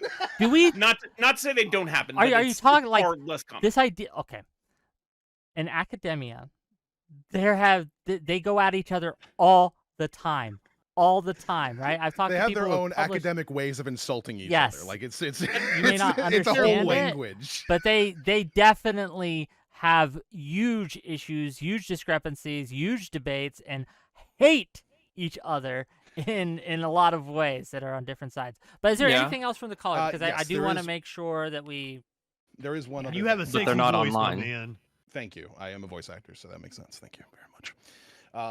But anyway, the other thing that I wanted to Last thing, by the way. ask is And those no, guns. sorry, last thing. Sorry, the last thing I wanted to ask was, do you think that when it comes to debate, that it has to be like one or nothing? Like, can debate not simply be one part of a greater whole of people changing their minds and being persuaded in various different directions? Is that not also like a valid way to look at it instead of saying that either it changes people's minds or it doesn't? Is that not a better way to look at it? Oh, I agree. Yeah, it just depends I on, guess. like I said, how you've. It depends on who is leading the debate, who's making it, like who's streaming it, and who's providing the guests, and how they pick their guests, and what the topics are. I would say it all depends on context and how you structure it. So if you're talking about a very serious issue, a very complex philosophical debate, you should probably have actual scholars and philosophers who know their stuff talking about this, and not just some random people. Whereas it's just a fun, silly topic, then you can just have anybody on for fun. So it just depends. Okay. Well, thank you Okay. for calling in, dear sir. Thank you for having me on. Probably one more caller, and then we're gonna call it quits, gang, because I got a new puppy that I need to take care of. And Can we see puppy on stream? Where is Lola? Lola, are you around? What kind of puppy? Out of curiosity. It's a rescue puppy. I got her recently. She's part poodle, part something else. But let me bring on one more caller. while I Even more look respect this. for you than Wick. No, you're welcome. No, let's do three. Let's do three. No, We'll we'll make do them one quick. because then I have to go. Okay. I understand, puppy. Rashad, you're live. Come on, buddy. Undeafen. See that you're here. You're deafened. You're muted. You gotta undo that. It's on your end, buddy. Well, if he's deafened, he can't Rashad, hear Okay, you. there we go. Diversity. You gotta let the black. You know what I'm saying? Diversity for diversity's sake. About time. All these crackers on this stream. Whoa. So I wanted to talk about if debate does nothing, I'm genuinely curious as to what the alternative is. Because as I'm seeing echo chambers kind of dig deeper, misinformation spreading and stuff like that, I'm genuinely curious as to what the alternative is actually going to be for solving these issues, like solving these disagreements. If we're not debating, I don't see any other alternative. I've heard people say mockeries like a tactic we can use, which I don't see how people are going to actually like change their mind or actually want to hear from the opposite side. I mean, we tried mockery with conservatives. We've tried censorship with conservatives. We've literally thrown every single tactic of the book at them, and none of them have worked at all. I'm genuinely curious as to what the alternative is. The problem with right wingers is they don't feel embarrassment. I mean, do you Right, which think one- that? Oh, sorry. No, go ahead. Do you think that people generally are more or less politically polarized than they were like 10 years ago? I'd say they're more nowadays. Yeah, and so I guess my response to your point would be like, I don't think that online debates are responsible for that, but I also think that we have seen a massive proliferation in online debate culture, and it's done almost nothing to resolve differences between people. How do we know? How do we even measure it? Yeah, I That's mean, like like, how a do you weirdly measure like that? absolutist statement. I Especially can't since- measure it, but that's why I asked if you feel that we're more or less polarized than we were 10 years ago. Well, that's why I brought up the fact that we've done nothing. Like we've literally tried nothing else. Like debate is literally the only humanizing option I can think of. Especially since nowadays, I mean, the whole narrative was liberals never want to debate. Liberals always run. Then we have a guy like Destiny show up and debate literally everyone in sight, which I would say has done a pretty good job of humanizing the left. Because I'd say for the majority of the time, we've kind of been this big horde of BLM, trans this. XYZ, anti-white, and now like we have someone who's debating everybody and is generally a normal dude, not really all that radical. I'd say that in a hyper politicized and hyper polarized space that we're currently in right now, I'd say that debate is really the best thing we can ask for, because we have misinformation about Ukraine spreading and all this other shit.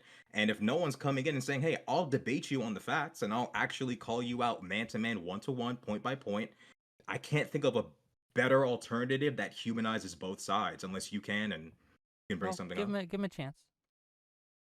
No, I actually think that's a valid point. My argument would be, okay, then there's a problem with the way that we're doing debate, because it doesn't seem to be resolving the differences between people. But I mean, we're only just getting started, like, generally speaking. I mean, most debates on CNN are like, what, 5 minutes long? Like 15 minutes long? Nobody really gets to get their point out. But as far as I can tell, this debate's gone on like maybe like 2 hours. So Also, yeah, on what was just said, I super agree with what the teacher. What was your Crenshaw. name? Non-smoker? No. Non-smoker. Non-smoker. Yeah, okay, non-smoker. Yeah, I super agree with the non-smoker said that the focus should be on fixing the debates, because like I think that anybody that honestly agrees, or anybody that honestly participates in this agrees that most of them are dog shit. Like people ask me like, oh, you do online debate? What are the good debates about? I'm like, I don't know. There's like 2 in like 10 years. They're absolutely fucking horrible. But the problem is that the people that call them absolutely fucking horrible contribute to their horribleness, and like contribute to like the overall degradation of the environment of even being able to have any good debates. Not to be personal, but I will, because I'm a huge online debater, is like if I look, for instance, after my huge debate with Finkelstein, every single person on the left celebrated his conduct in that debate, despite the fact that it was some of the most deplorable debate behavior that I've ever seen literally my entire life. Mr. Borelli. Which is another point, like the worship of like fucking appeal to authority. How many fucking PhD bums have we seen get torn up in debates? I mean, we saw fucking Peterson sit there and say, Destiny has its need to be right. But if you watch the debate, Peterson comes out guns fucking blazing in the first 15 minutes. It kind of reeks of like confrontation shock, if you ask me, which is another barrier that needs to be broken down. This like cocksucking of PhDs and fucking paperwork. If you can't debate your points, like what's really the point of you being in the conversation? I will say the behavior of people like Finkelstein and Peterson in that sort of way is also kind of odd. I think they're trying to adapt to this type of online debate, like how people interact in these areas, and that's why they'll come off like that. No, wait. That's not Hold on, odd. wait. That's the No, norm. wait. That I would slaughter whole villages of people if I could get even an ounce of that level of charity. That for a scholared, well-educated man to step into a conversation and like an absolute fucking toddler screech ad homs for 5.5 hours, for me to do that and somebody to describe it, well, that behavior by Destiny was kind of odd. It wasn't kind of odd. It was fucking humiliating and fucking embarrassing. Like, that's the kind of performance that if you have that against somebody who is self-admittedly a Wikipedia retard, you should kill yourself. How fucking stupid would you have to be to take 4 decades, supposedly, of academia and scholarship and walk into that debate and come away looking like the lesser man? That's unbelievable to me. To have that described as, like, kind of odd, that's wild. That was, like, an embarrassing performance. But that's just my perspective. Okay, last point from Rashad, but then Not So Erudite has bullied me to come on, and I guess we'll do one more. So we'll get Not So Erudite as our closing statement. Rashad, last point? Last thought? Oh, no point. Y'all are doing great. I'll be out. Rashad's cool. you the Rashad man. is a regular wicker, okay? He comes on and he debates on my show all the time. So if you liked him, right, tune in more of me and tune into him. He has a great show, Tana. So see you later. Okay, and last but certainly not least, you're live. What you got? All right. First of all, I did not bully you to get on. That's fucking totally true. Totally true. Not so just Erudite. a lie. Go ahead. I'm just super curious, Justin. Okay. Hey, what's up? I wouldn't be mad at you if you did bully to get on. That's how I got on here. Okay. I'm super curious your thoughts on therapy. Do you think that CBT therapy is an effective method for treating like mental health? CBD therapy? Is that what you said? CBT, yeah. Cognitive behavioral therapy. Yeah. I don't know anything about therapy. I don't I self-medicate with marijuana, and I'm not in that world, so that's not my area of expertise. Sure. I'm not asking for your expert weigh-in. I'm just asking if you broadly would guess that therapy is effective. Therapy is a good thing for people. Yes, absolutely. Cool. Non-smoker, I'm curious if you'd have a similar answer. Do you think CBT works? Yeah, I mean, generally, I think CBT has been demonstrated using evidence that it is effective. Yeah, but there's also other therapeutic methodologies that work really well too that are different from CBT, right? Yeah. Okay, so wouldn't it be reasonable to conclude CBT kind of uses like thought challenges, and there's an element of essentially like an ideological wrestling that like occurs between you and your therapist, where your therapist is constantly trying to outline errors in thinkings. This is especially common in CBT's predecessor, which is called rational emotive behavioral therapy, where there's this kind of more wrestling. They try to really challenge you on your different thoughts, which is highly effective. But some people fucking hate CBT, and they do a lot better with things like ACT therapy or other forms of therapy. And so I feel like when you just assume that debate isn't effective, you're just essentially saying that like these pants don't fit me, so they can't fit anybody else. Yeah, so let me respond by saying this. I totally agree, different strokes for different folks, right? Second to that, if my therapist ever acted like an online debater, I would kill myself. So I don't know why you would say that I'm saying that a therapist would act like an online debater. Like I obviously, condemn all this suicide talk. I mean, I think my point is more that, like, there's nothing wrong with the idea of challenging someone's perspective. I thought you were trying to compare CBT to debating because it involves, like, the clashing of perspectives or something like that. I don't know if that's where you were going, but I'm not against debate.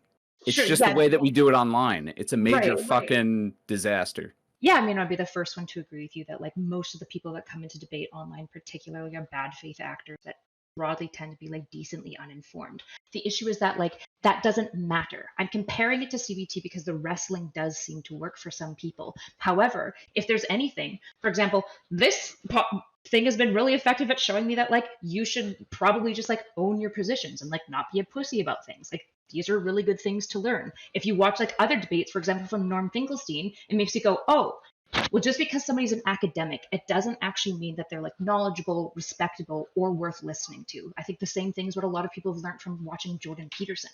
And so just because not all debates are perfect and the greatest example of Socratic dialogue, it doesn't mean it's ineffective. Do you know Chris Hitchens? Yeah, I know Christopher Hitchens.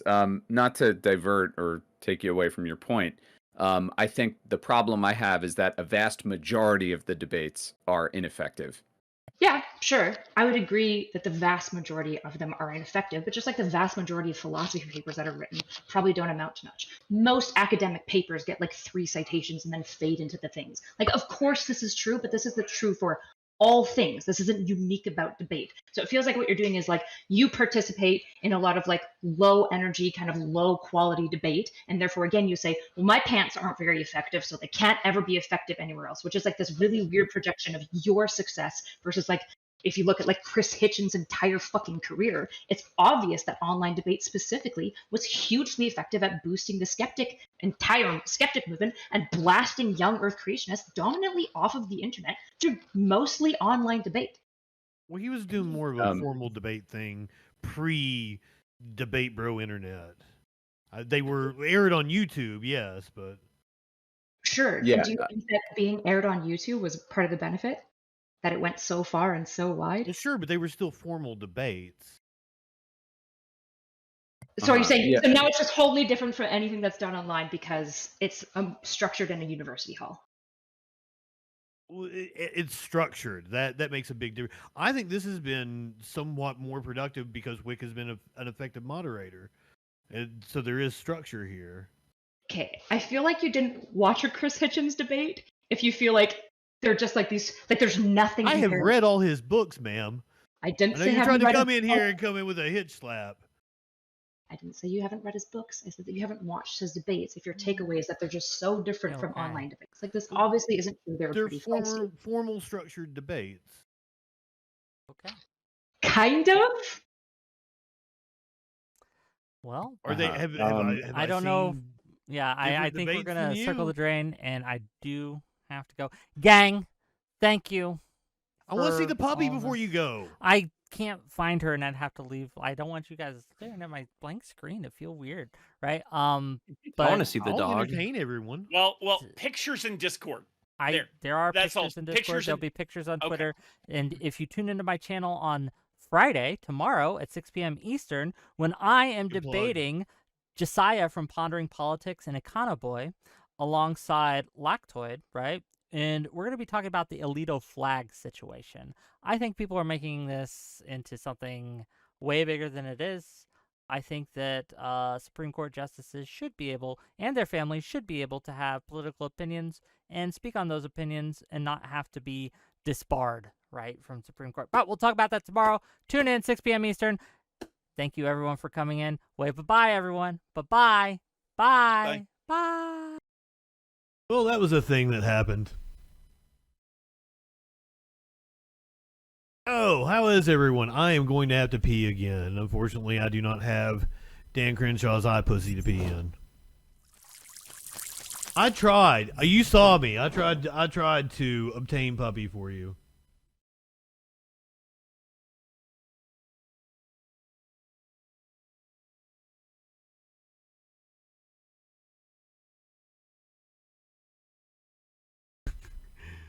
What you want to replace the eye hole emoji? Why? What?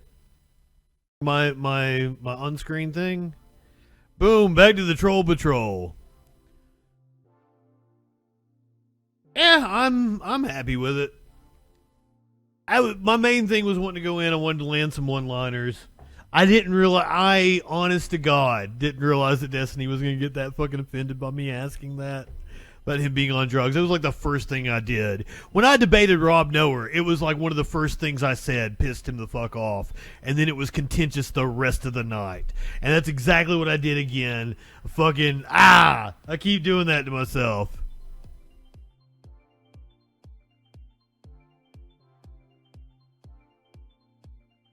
Fair enough, Venus. Fair enough. I will cycle it out. We will not be doing eye pussy as much. I thought it got a little old as well, but people seem to like it. Hold on a second. I'm gonna go ahead and play like a commercial for you guys. I'm gonna go pee and refill the drink. Then I'll come back. We'll do a little bit of news. And I do need to get you guys a condemned emote. I'll be right back, and then we'll do a little news, maybe a little debrief.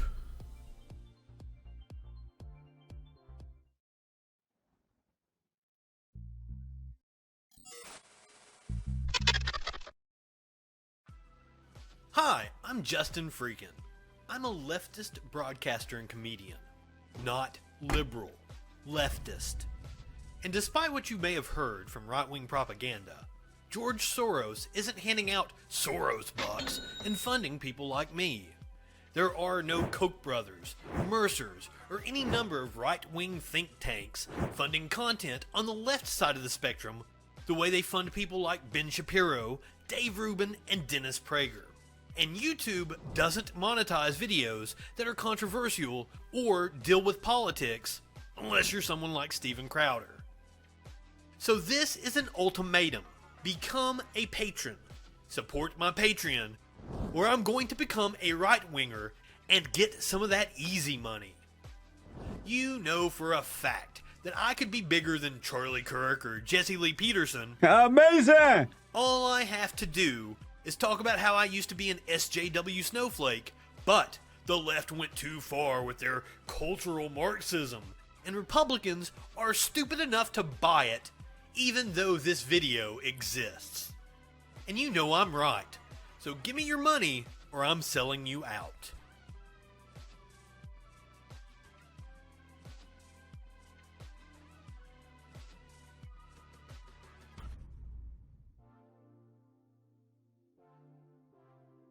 Flash, good evening. That was a debate that was really centered around trying to call out Destiny, and I don't know anything about Destiny.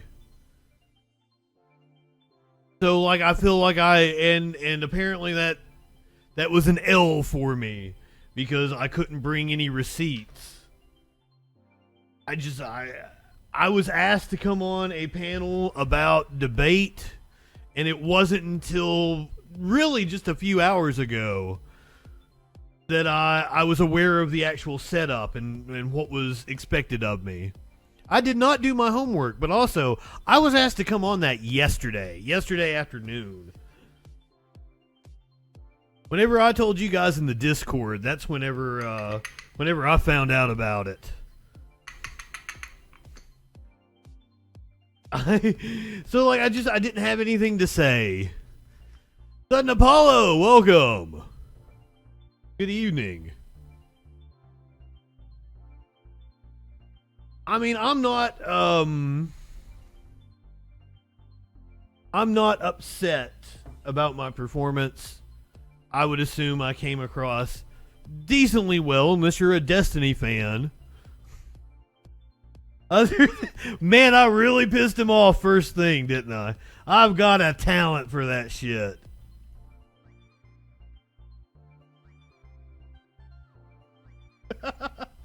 But, like, I do,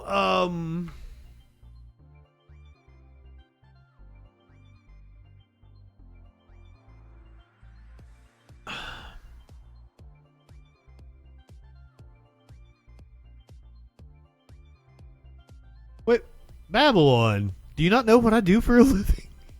Did you not like my ads? What? Seriously, he yaps like he's on. He's been accused of that before, hasn't he? He took great offense to that. I was assuming it was Adderall. I know. I probably pulled them out too much. I probably pulled out the drops too much.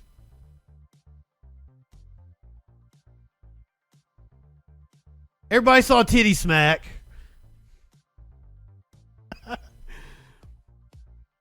It really got under his skin like he had fucking meth bugs.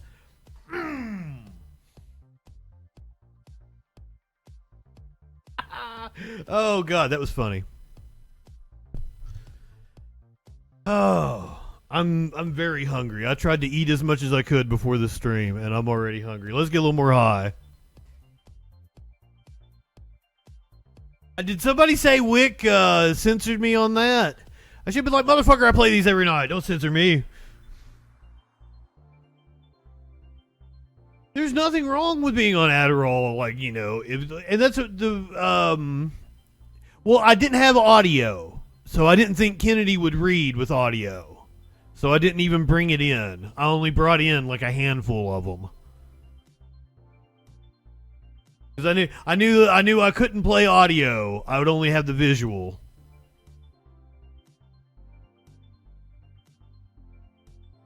Like, girl busted in about therapy. Like, that's not my world. I'm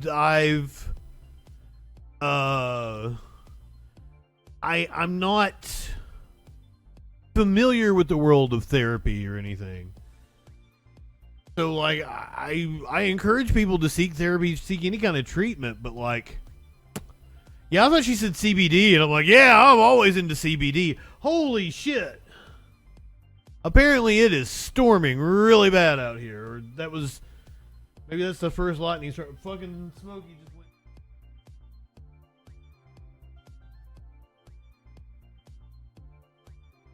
Yeah, I had no idea what the fuck she was even talking about. Like, I can't fucking therapy. Like, hey, more power to you. Seek out therapy if it works for you. But I know nothing about it.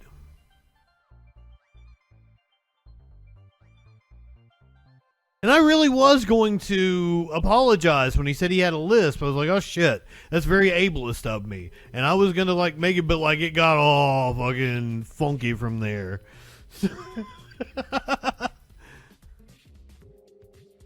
Has nothing to do with what? Is lisp? It seems ableist. I was gonna concede, but holy shit, did he go off on me? I made Destiny mad at me, so I think that's a win in my book. I'm gonna chalk it up to a W for me.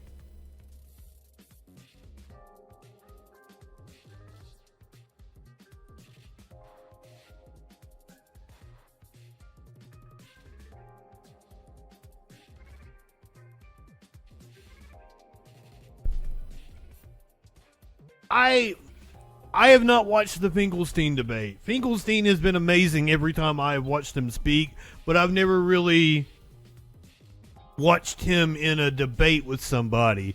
And he's very dry and he's very witty. It was probably like, you know, talking to producer Dave.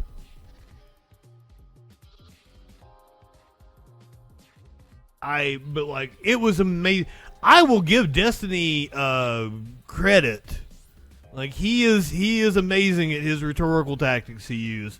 Much like Rob Noer. But I love that he finally, like at the very end of the debate, I didn't really get to go back to this, he admitted that like all but 2 of the debates he's ever had, this dude that's what, maybe done hundreds if not thousands of debates at this point, he admitted he's had 2 that were successful.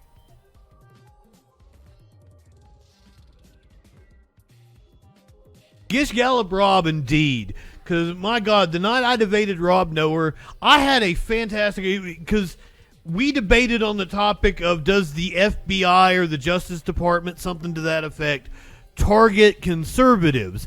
And I came in with like a whole list of all the ways that the FBI, the Justice Department have targeted lefties.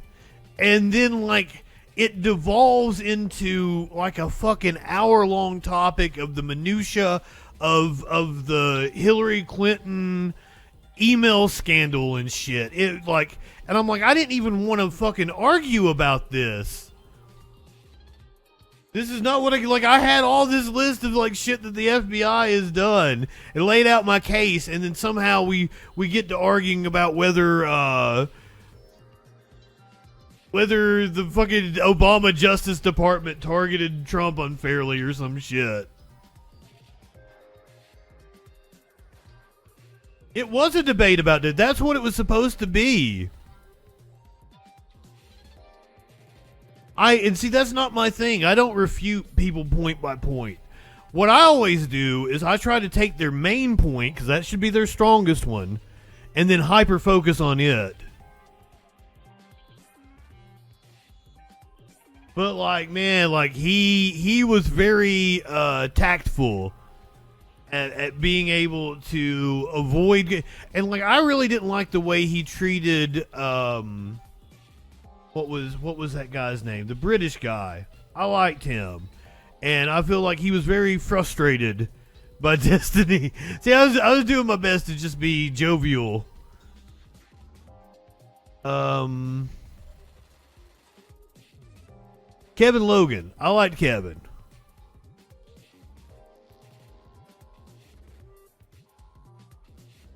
I have no relationship with WHICK. I like him better now than before today.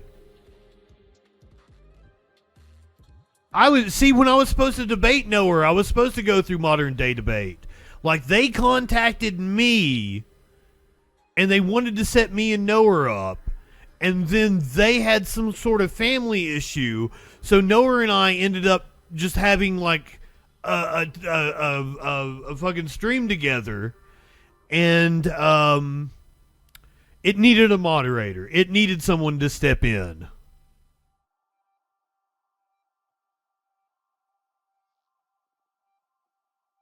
I like WHICK a lot. Like, I respect him for having me on, but also he's trying to create discord and probably thought I would come hard and heavy at Destiny.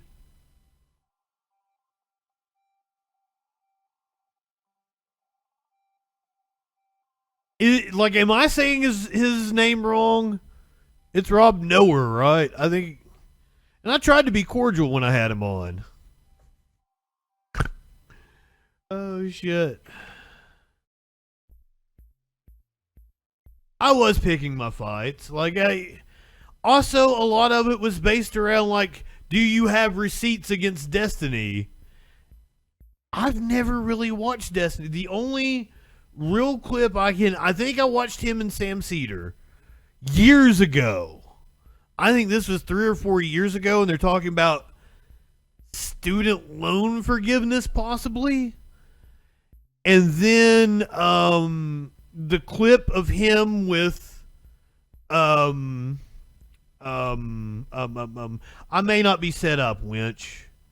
I might honestly not be set up, but we'll give it a try.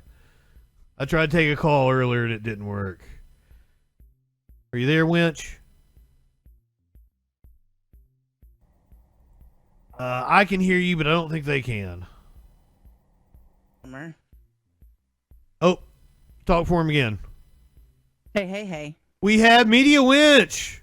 What's up, motherfuckers? What's going on? I saw you sneak in there towards the end of that debate, if you can call it that.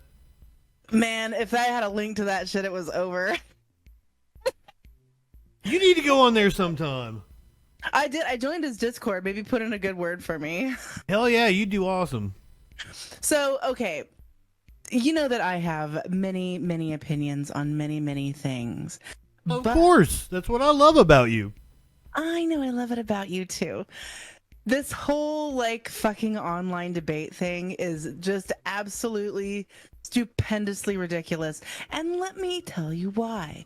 Because most fucking debates on Twitch or YouTube or anything like performative with an audience that has somebody on there that 9 out of 10 times doesn't fucking know shit about fuck of what they're talking about isn't about the debate subject. It's about an ego, right? You're trying to you're putting debate out there as a vehicle to sound smart or look smart or controversial to your own audience. People who engage in debate on panels, there's a couple of ways you can go at it. And my favorite way to go at it is I'm not trying to change the mind of the person that I am debating. I'm going after your fucking audience. And you're good at it too. Peel them away from you with logic and reason and making you look like a ridiculous motherfucker. And that's how I roll. But now see, if you were to say that to Destiny, he would have followed up with like, oh yeah, well what have I been wrong about?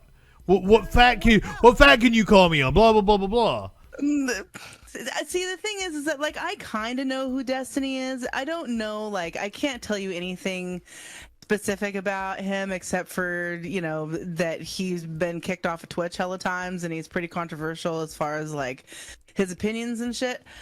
I don't like him just simply based off of that he thinks that I'm not going to go on to what he thinks because I'm not a fucking mind reader. The way he presents himself is that he's already smarter than the people that he's talking to, so he's just going to talk over them and present like ridiculous scenarios over and over and over again until he finds the straw man that defeats you. That's exactly what he did. Yeah, that's how he works. And not knowing a lot about Destiny, I know that about him just for watching him for like 5 minutes. Well, it was impossible for like us being in this space to not at least know of him. Yeah. So I will agree. I see the talent. I see his talent in being able to talk over people, to be able to steamroll them. Like, Ben Shapiro would tell him to slow down. And also, like, he never addressed this point that he was kind of throwing out attacks and then making us defend ourselves. Mm-hmm. And that's how somebody who doesn't really have anything substantive to add to the conversation does. They put all, it's just like chemtrailers and geoengineering fucking weirdo people and like the 5G stuff. Do your own research. And then that was exactly what he accused. Yeah, that's what he accused Kevin of doing, and then got all pissed off when he did it. Yeah, let me throw out this ridiculous scenario, and then whenever you're like, "That's a ridiculous scenario," I'm gonna throw out something else that makes you look like some kind of fucking horrible person because you can't fucking debate my first ridiculous point. Like, we have way too much experience doing this with like legitimately ridiculous people, the ones that aren't just pretending to be one on YouTube, and it doesn't work in either scenario because they're too easy to pull apart, and then when you do, then it reduces down to do your own research. We're gonna get you on a WHICK panel though. They had you should have been on the fucking woman panel that was on before us. Woman. No, I'd rather see you on there with a bunch of fucking debate bros. That would be even better. Yeah, that's my bread and butter right there. Let me in.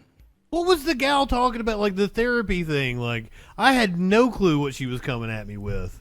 It sounds like she was trying to make some kind of correlation between, like, so you're saying, so if you think that the therapy doesn't work, then it works for some people. What therapy may work for one person may not work for another person. So therefore, debate might be useful for one person and not another person. Which is a fucking she has to do yoga because that shit was a stretch. I feel like we never really debated what the I don't know exactly what we were debating. Like, when we're saying debate is useful, I don't know what we need to define the parameters of what useful is.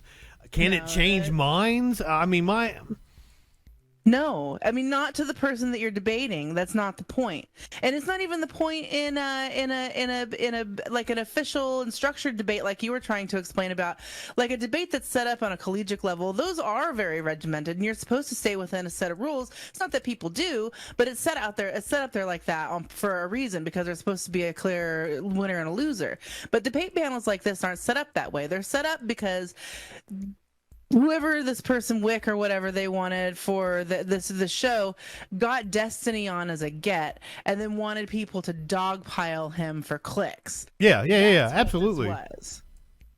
And that was something I was going to talk about. Like, I never got to bring up the point that Destiny talked about changing his mind. I was like, how much that changing your mind was going with what was popular and got you more followers? No.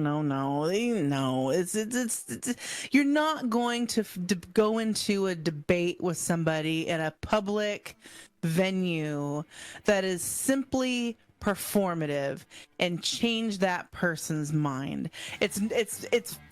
It's not a structure that's built for that type of fucking discussion. You're trying to peel off the audience members that are on the fence, and whenever you blatantly show the ridiculousness of whoever that person is to the point of somebody is embarrassed that they agree with them, that's when you win. Yes. That's part of my ridicule argument. Absolutely. No, it's the best one. It's the best way to do it, too. That's why I love this whole, Shasta thing. And that's why I was on earlier, is because these bitches are making videos about us, and I had to go and talk about it for an hour. Yeah, how was your show was last night? No. Well, the radio show's on Tuesday. It's Tuesday, 6 o'clock. KCNR 96.5 and 1460, but it's also on KCNR1460.com. And we also put it out on a podcast. We're on Spotify and iTunes right now. We're getting the show episodes come out by 4 o'clock on Thursdays, the new ones. We're 3 episodes in, and we are fucking causing ripple. Okay, Thursday. That's what, because I was like, no, you're on Twitch on Tuesday with the meetings, but the radio show is Thursday. No. The radio show is also on Tuesdays. I had a conflict this week because the was a night meeting this week. Oh, okay. It started at 5:30, but I didn't jump on until after the radio show was over, so I came in at 7. But normally the board of supervisors meetings are during the day, so those will start at 9 o'clock on Tuesdays. And then I've had to stream all the way up until 9 hours. That meeting is gone, and then I'm like, I gotta go because I have the other radio show to do, and then Dave has down ballot and fucking public comment after that, so let's go all day Echoplex. All I know is Patrick Jones. Hold on, wait. You got your drops, I got mine. Patrick motherfucking Jones. For those of you who are not aware, I went on stream with her doing the soups one day, and I said I would take a rip every time someone mentioned Patrick Jones, and I was so fucking stoned. They kept bringing him up. I like the quack because he's a lame duck. What's up, Venus Bloodflow? How are you? You sound hyped up tonight. What are you on? I am. Well, no, dude. Okay. Back in the day, it was a Tuesday. Back in the day, whenever we were first starting out, when Echoplex was a baby, and 9 years ago, and we were fucking with Madison Star Moon, right? That's my girlfriend. Yeah, yep, and all these chem dorks. The thing that would make Dave and I the absolute happiest is whenever people would make content about us, or we end up on some fucking list. It's whenever Dave and I say we don't ever end up on lists anymore, because we don't. Also, nobody comes for us anymore either, which is fucking boring. Like, we wish we. Oh, ma'am, I would come for you. We got. You're gonna throw me off like that. You Anyway, live in sexual anarchy. People making content about us was just like, you don't throw a fit, you throw a party. And people got sick of us throwing parties all over their fucking videos and YouTubes and fucking Facebook comment threads. And so it didn't really happen for a very long time. But now I'm in a whole other venue that's like 10 years solidly behind the rest of the state, right? So that's like, I can do, like, it's like starting over. It's like playing Final Fantasy VIII again from the beginning. A fresh playthrough. Well, see, I have a very bad memory, so pretty much every game I play like a few years later, it's like a fresh playthrough. You're like a goldfish. Yes! I'll watch a movie I haven't watched in a few years. Remember nothing about it. It's like a fresh movie. That's funny. It's a blessing and a curse. Ask Sparkles. She says I'm born again every day, just fresh into the world. You're like that. What was that one movie where the guy lost his memory all the time? I don't remember. See, exactly. The one with Dana Carvey where he lost his memory every day. No, not that one. That dude had he couldn't form short-term memories, and remember Danny Jankus. I just talked about how I've seen Memento multiple times. That's how I know it. Yeah, or like 50 First Dates with 50. That's the one with Drew Jack Black and Adam Sandler. Oh no, I got that wrong. That was Shallow Hal, wasn't it? That's with Jack Black. Yeah, it was Yeah. with Shallow Hal. That was Jack Black and Gwyneth Paltrow. It wasn't very good, if I remember correctly. No. But also, don't remember the movie. Scandal. She stole that idea from me. You know this, right? I do know this. Okay, just making sure. I'm plenty sure.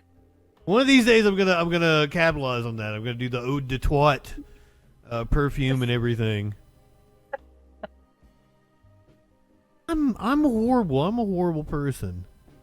Anyways, so the reason I'm so fucking hyped up is because I spent like an hour going over this video that this chick from Mountaintop Media had made, talking shit about these three ladies who have no lives, so they went and made a whole radio show about her and Moms for Liberty.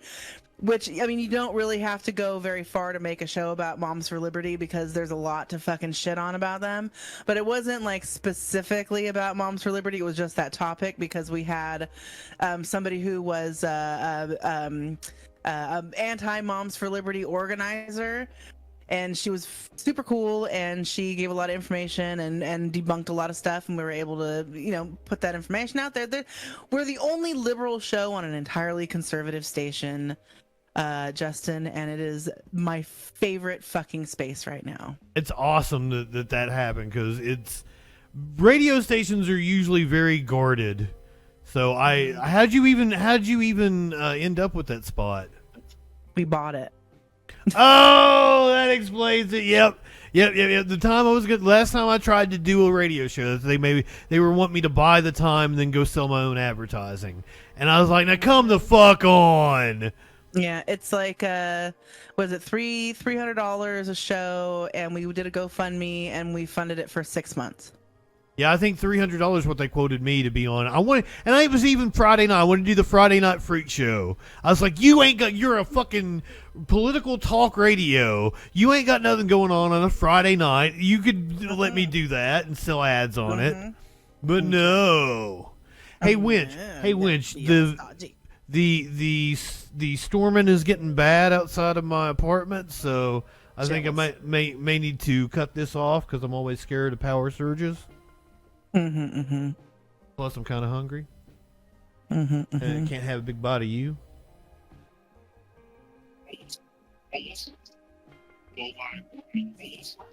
But I love you very much. Oh, I love you too, sweetheart. Be safe, and we'll talk to you later. Have a good night. I might show back up later tonight if you're going to be around for Fire by Night. Oh, yeah, usually. I think HK is coming on tonight, too. That ought to be a fucking squirrel chase through the woods. Oh, shit. Have a good night, Winch. You too, hun. All right. I owe you guys at least one fucking story before we get out of here. Come on. Let me see what I got to work with.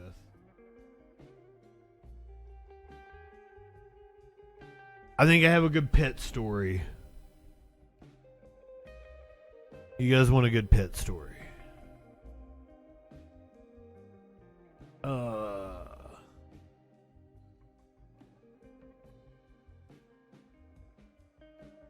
Oh no, that one's wild. I don't want to do that. We are going to do that pet story at some point in time, but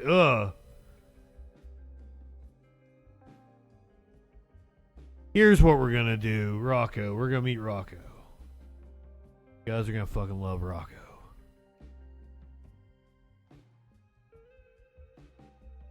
I am going to be back on Sunday night for sure. We're going to do a Monday stream because it's my birthday. Here is a puppy getting a haircut.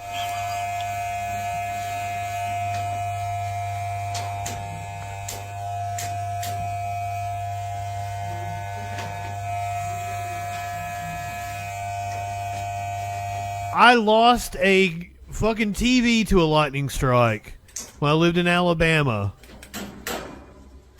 It's a fake haircut, yes.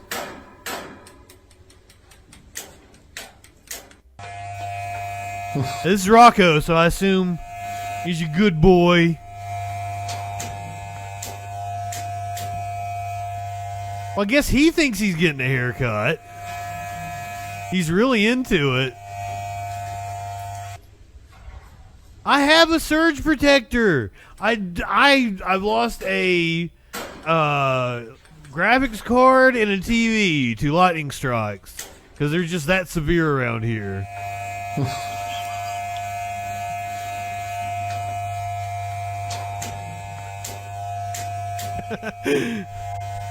I guess this is a hairdresser's dog, and they just got up in the chair. They wanted to get groomed.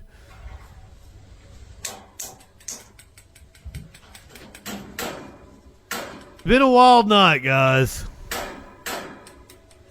It was not as painful as I thought it was gonna be, but it was still pretty painful.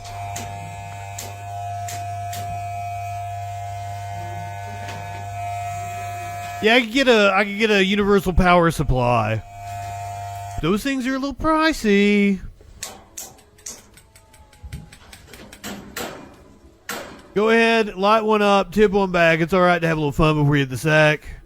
I am JustinFREAKIN. We will see you Sunday night on the Troll Patrol. Live. Oh, wait a minute. I need to raid somebody. What am I thinking? Once again, gotta get used to being on Twitch again. Producer Dave is not on yet, is he? Still got a couple hours. You want me raid into Bender? You guys are probably going to Bender anyway. Let's raid into Bender and try to get noticed. We're probably going to watch the Leftist Mafia. Producer Dave gets raided by Bender. I won't get raided by Bender. See you guys on Sunday.